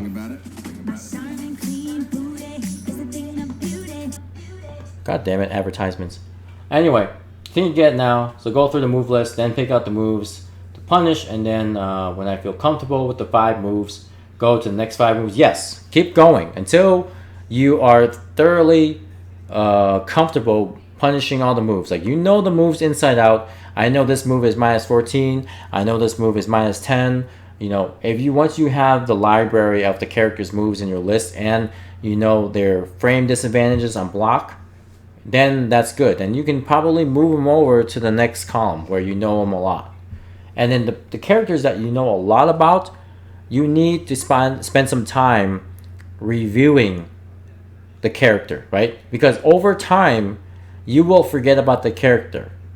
And that character will end up falling back to the middle column. So in order to keep them in that column, you have to spend like maybe an hour or 2 in order to review those characters. You know, like spend 15 minutes or 20 minutes refreshing the move list. You know, go through them, play them over. If you can punish it, you know, correctly, then that means you still, you know, you're still keeping the knowledge in your head and the practicality of it. Okay, that's something I do on a consistent basis. Because I always have to constantly review all the characters because there's so many of them. Should I start with a character I don't know the most, characters I know the most, or characters that I run into a lot? So I would say Socco, since we have the large Michigan community, I would start with the characters that you run into tournament. Any character that you lost to in tournament, like, don't include me yet. You know, don't include Linnell, don't include Rodney. Include the characters that you're losing against in the middle of the tournament. Like you're losing against Lee, or you're losing against Lei, you're losing against Jin, right? Those characters you may want to look at, because these are the guys that are beating you in tournament. They're intermediate as well, and I think the next step for you is to work on the characters that are played in this community, so that way you can beat them in tournament. Like Law, yes, like Law. If you play against a Law, you play against Kazuya, you play against Harang, whatever, you know, go over those characters, because you're going to be playing them over time and time again in tournament and in our community, right? In order to beat them, you need to know how to punish them. You need to know what to do in certain situations, okay? And then you also need to come up with like another unique game style, game plan, whatever. You know, make yourself think more in this game.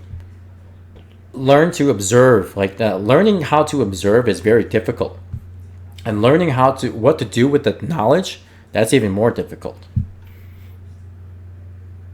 So start with the local community and don't worry about the global community. Well, right, because when are you going to be playing the global community? Online, sure, but I think whenever you go to neutral ground, you'll be playing us, right? You're playing someone right next to you. They're live, they're a human being.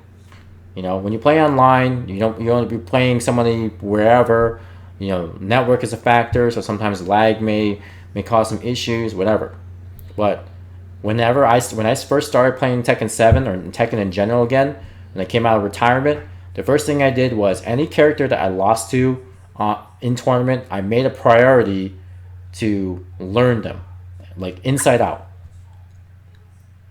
Like Summer Jam, okay, so all the characters that you'll start practicing on, because when you go to Summer Jam, Socco, right, you don't know who you're going to be playing against. There's going to be, you might as well have to work on all the entire cast. But in order to be able to get to that step, you want to start working on the characters that are here in the state, because you play us the most. Okay, and then once you are comfortable with those characters, then that's when you can start branching out to other characters that you haven't played as much. You know, again, sticking with the columns now. Anybody in the columns where you have nothing, you know little or nothing about, I believe that column is still important for you to move those characters and transition them over to characters that I know something about. Yeah, I mean, obviously you won't have enough time to go through the cast. You can make time, Socco. Honestly, like I said, depending on your schedule, if you have like 3 hours a day. Hey, Peter, all right, you going to go to bed? All right, get some rest, man, and have a safe trip. I appreciate you stopping by. Sorry, let me interrupt here. 64 says, how would you go about getting your matches analyzed? It's been a while for me anyways, because almost everything I need to work on, I'm aware of. So if you want me to analyze your match, just reach out to me and be like, hey, I have a match here. I upload it on YouTube. Can you go over with me, you know, one of these days, and, you know, so on and so forth. I mean, I can go over like 3 or 4 matches, and that may take me about an hour, maybe an hour and a half, because I really go in depth. But if you're a beginner, I don't go over too much because it may overwhelm you. Socco is an intermediate player, so I can throw out all this information at him, and he can process it, or he'll try to process it. But the you know, if you're a beginner, I'm not going to overwhelm you with too much knowledge. I'll just really be brief and tell you, okay, this is what you need to work on. Bing, bang, boom, right? That's it. And then you start from that. And then as you get better and better and better, I can then throw out more information without overwhelming you. Yeah, so the Socco, I mean, yes, so many notes, but you know what? You take notes in class too, right? You're studying in school, you're taking these classes in school. It's no different. This is another class that you're taking. I mean, it could be very well taking a class with me, you know, me teaching you Tekken, right? So you have to take notes, you have to study, you have to practice, right? This is a sport, but this is also a subject too. And this is what I did. I'm telling you guys, this is what I have done in the past when I'm playing Tekken. I made Tekken an actual class for myself. You know, like I had college, but then I also had Tekken. So I made it as like an unofficial class for myself to study. Tekken is more work than school. Well, I mean, if you want to get good and you want to be serious about Tekken, it can be a lot of work. Right? It all depends on how much time you have. Again, it's just like the gym too, right? People say, "Oh, I don't have time to work out. I don't have a half an hour. I don't have an hour." Really? You don't have an hour. You don't have a half an hour. How about 15 minutes? You really don't need a lot of time to work out, but you know, as you work out, you have to start. You have to do something. Tekken, you need more time. It's a very time-intensive game. Lots of practice, lots of study about the different areas of the game, so on and so forth. So you don't have time to work out because I'm playing Tekken. Well, here's you go, Socco. I'll give you some time to work out. Because all you got to do is when you're not playing a match in my sessions, lift some dumbbells, okay? Walk around. Walk in place, you know, do some stretches. You can still work out, and then when it's your turn, you can play Tekken. If you keep winning in Tekken, then you can keep playing. But if you lose and you're waiting for your turn, do some workout. Do some push-ups. Do whatever, stretches. I think stretching is very important. Learn how to breathe. I'll work on the Excel spreadsheet. Good. XD browse. What console am I on? I'm not in any console right now. It's just sorry. My sessions that I play on are mostly PS4. That is the console that I play on. But right now I'm not playing any games. Yo, T-Word, man. How's it going? It's been a while. How have you been?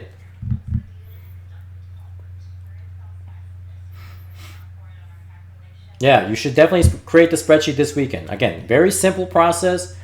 Column 1, characters that I know a lot about. Column 2, characters that I know something about. Column 3, characters that I know little to nothing about.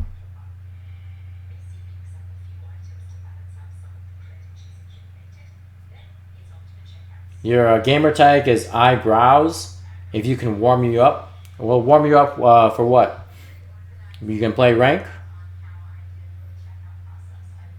Working through the summer. Yeah, I'm the same way, man. Working, trying to teach people how to play Tekken, all that good stuff.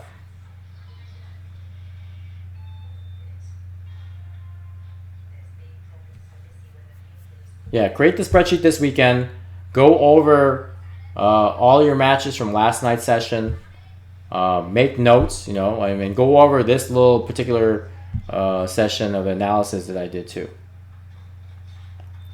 I'm trying to get Mighty Ruler and I'm Suzaku right now. Okay, that's good. What character do you play? Maybe I'll play some games with you. How about first to 5?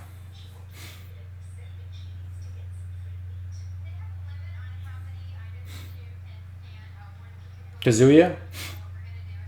Okay, I'll do that. I'll play a bit. Give me a few minutes here. I need to grab myself a beverage. We'll add you here on PlayStation, and we can get. This will be the last thing I do for this stream here. I'll play first to 5 here with Browse. Is that how you pronounce your name, Browse, or is that B-Rouse? I don't know. Sometimes these gamer tags really difficult to find the correct pronunciation for. All right, so I'm going to turn this off here.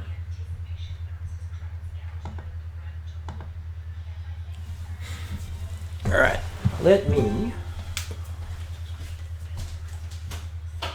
light here. Give me a second, guys. Going to. Oops.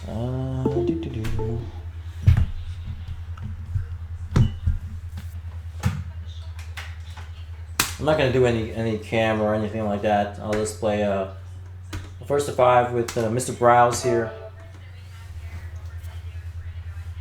Is Browse okay?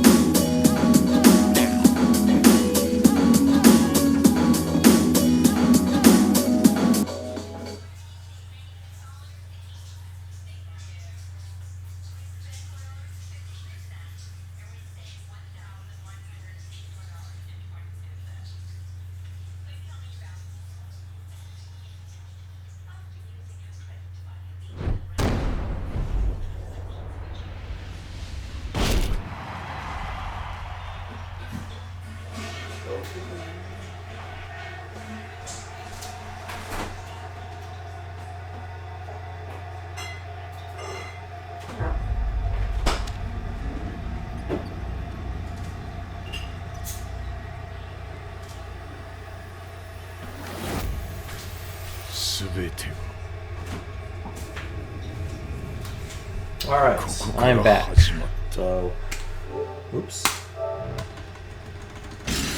Alright, I'm gonna add you. Let me see what your gamer tag is at. Let's see. Eyebrows. Okay. Eyebrows. I am eye high. Just an FYI. BROSE.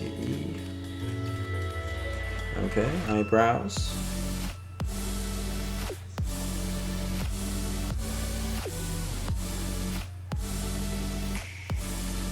You're a huge K-pop fan? Nice.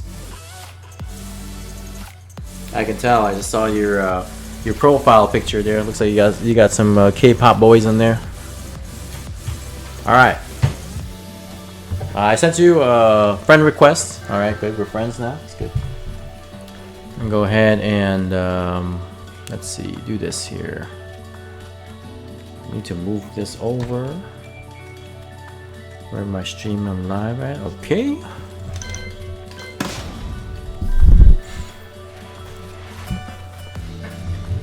All right. We'll do first to 5 here. Browse, and then I'm gonna call it a night.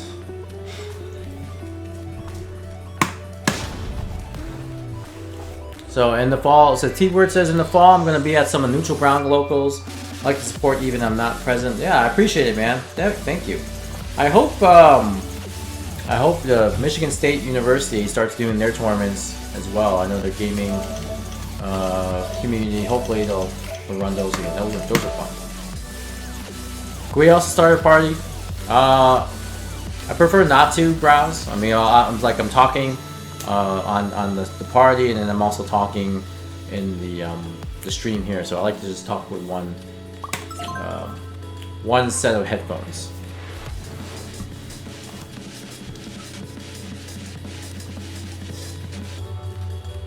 All right.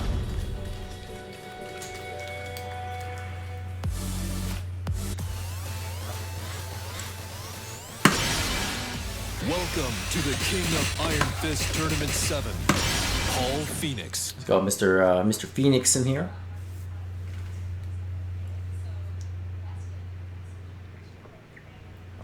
Oh, and browse. Thanks so much for the follow. I appreciate it, man. Get ready for the next battle.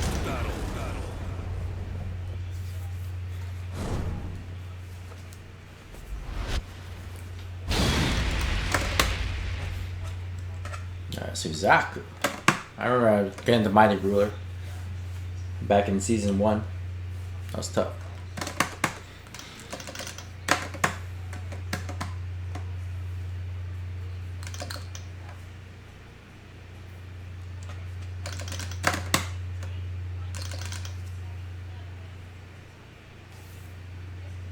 No jack today?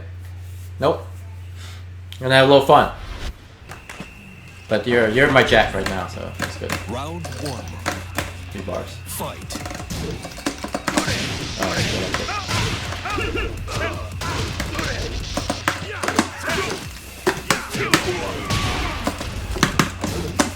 good one.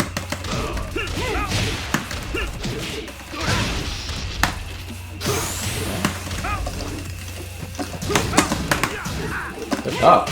KO. No punishable? Nice ball. Round Nice. 2. Fight. Good job.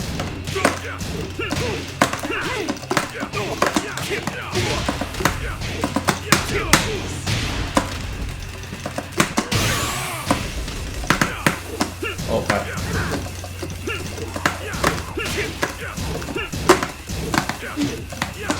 KO. Round 3. Fight.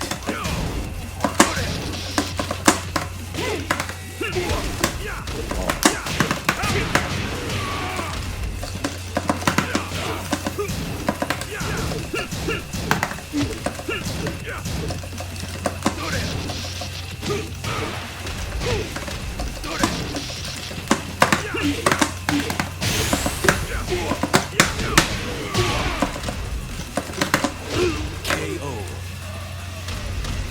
Round 4. Fight.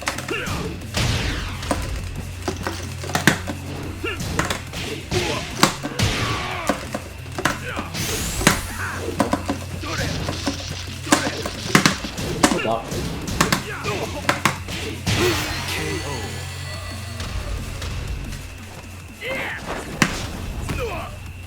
Alright, good stuff, man. Good stuff. So you got the electrics on point. That's good.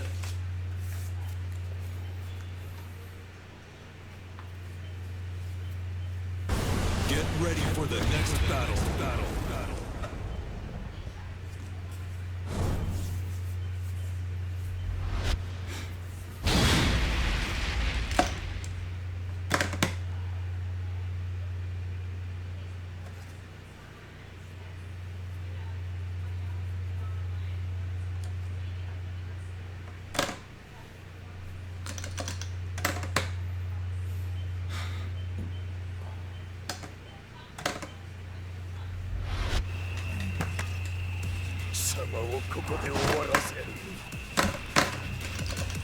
Round 1. Fight.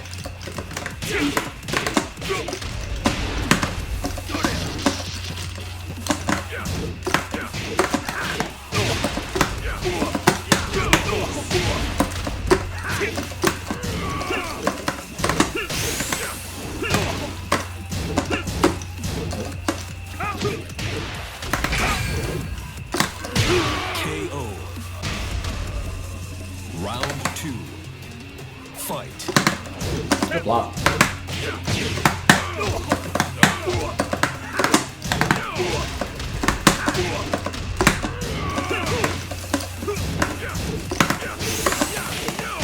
KO. Round 3. Fight.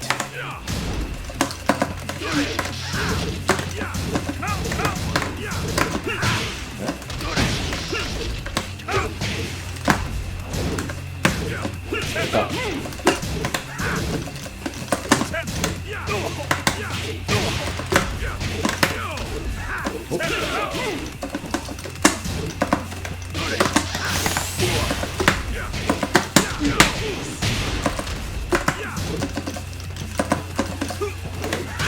KO.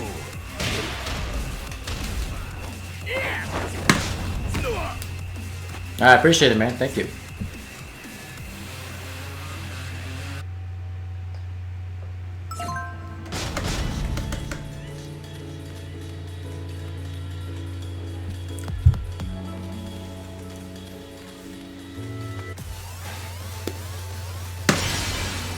Welcome to the King of Iron Fist tournament, Paul Phoenix.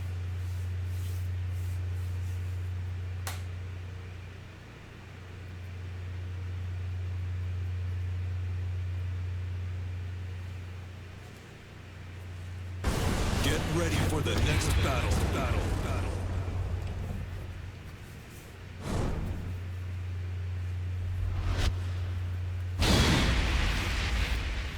Ah, going for Negan. Alright.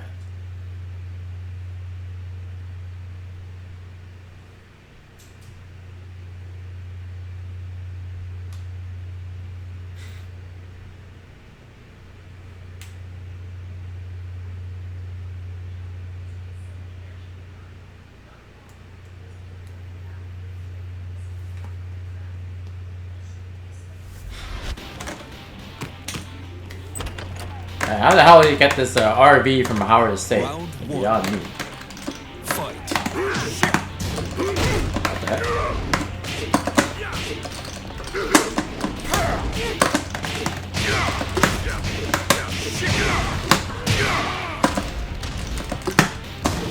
Not cool.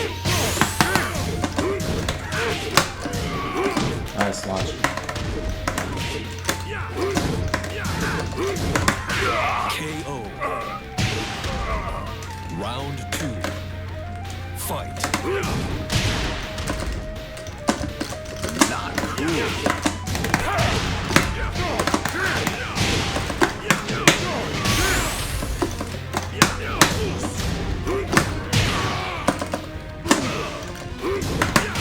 KO. Round 4-2 is punishable. Minus Round 14. 3. Fight. Not cool.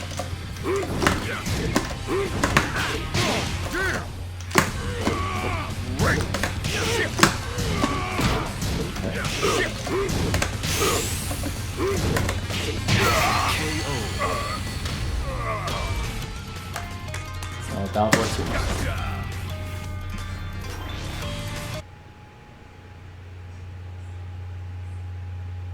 Trying to get your combo in. You gotta mix me up. Get ready for the next battle. You're helping me out with my punishment game, though.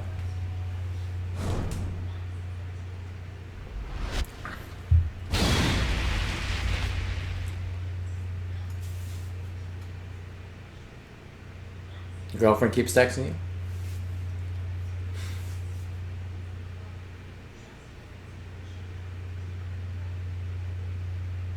She just wants your love and attention. That's why.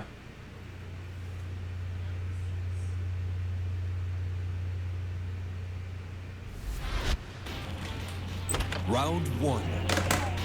Fight.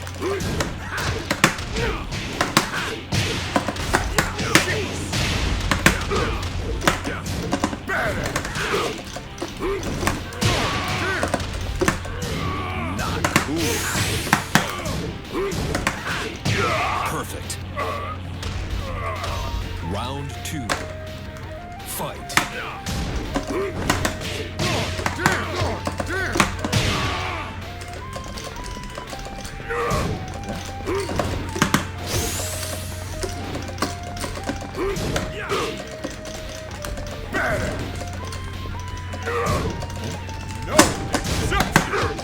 Not cool.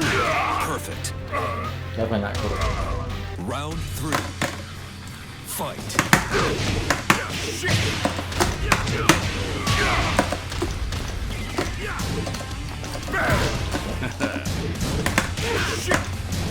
Not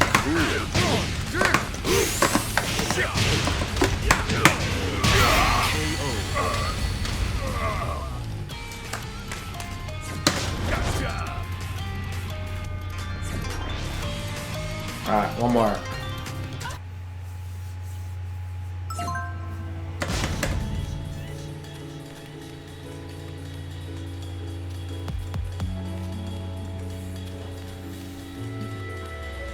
Kazuya time? Good. I'd rather play you Kazuya. Welcome to the King of Iron Fist, Paul Phoenix.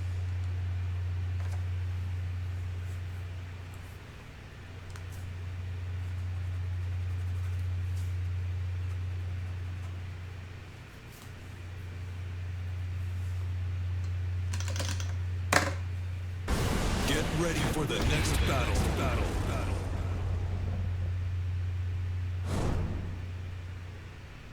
You pause and say, that's alright. I like the Death Fist and Demo Man, that's all. He's a fun character.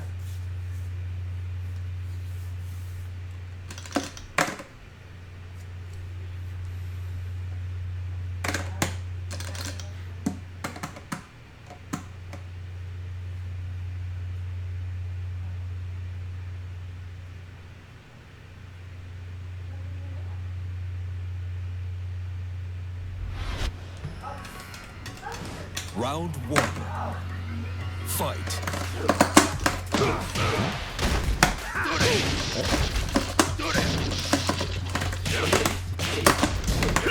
Oh, that's awkward. Downstairs. Nice.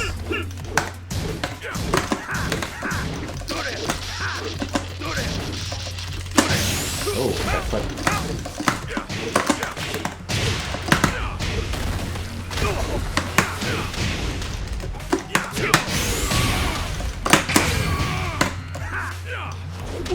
KO.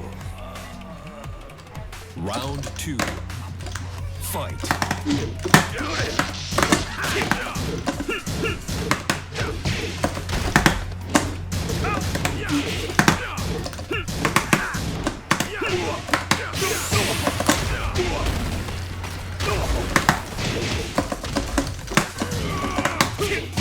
Perfect. Round 3. Fight.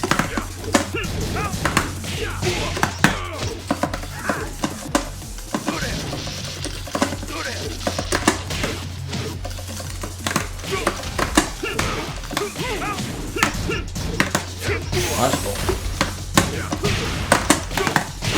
KO.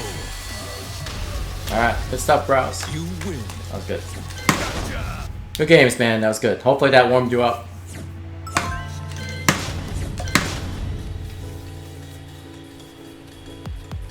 We could play some games one of these days. I appreciate you tuning into the stream here, and appreciate you playing some games. But good luck on the Mighty Ruler today. Let me know how you do next time I stream. I think you can get it, man. You can do it. Need better practice without getting destroyed. I mean, getting better practice, not getting destroyed. That's the thing. But all right, Browse. Well, like I said, let me know how you do. Best of luck. I normally stream like weekdays, Wednesdays, and Thursdays for my sessions here. This was kind of an off day to help a friend out to get better in Tekken. I normally do those every so often, so this was a special stream. But definitely, keep me posted how your Mighty Ruler goes out tonight. And until then, guys, thanks again for everybody joining in. I appreciate you taking time. Oh, no problem, Socko. Really appreciate you. Like I said, you can get better. I know you can. Try not to get too depressed. Okay, every time you feel like you can get depressed, just know that you can get better. Okay, that is the key. If you can tell yourself, I'm gonna get better, then there is no reason to be depressed. It's okay to lose, okay? It's okay to lose. That gives you room to grow. If you do not lose, if you win all the time, you don't grow. I'm telling you firsthand, when I win, I don't grow. I don't learn anything, okay? Winning is great, but I don't learn anything. When you lose, that's when you learn a lot. Yes, you're still learning. L stands for learning, okay? Not losing, learning. Everybody loses, okay? Everybody loses, and it's fine. It's just a process. But you will get better. It's just one of those things that will happen. And then with me by your side to be able to help you out, and then the community that we have here, that we keep each other going, I believe that you will get better. And you will continue to get better. But alright, Socko, you have yourself a wonderful night. Let me know how you do. If you have any questions about anything, let me know. I'll do my best to answer it. And then everybody else who's still in the stream, thanks again. I will catch you guys later. Have a wonderful weekend.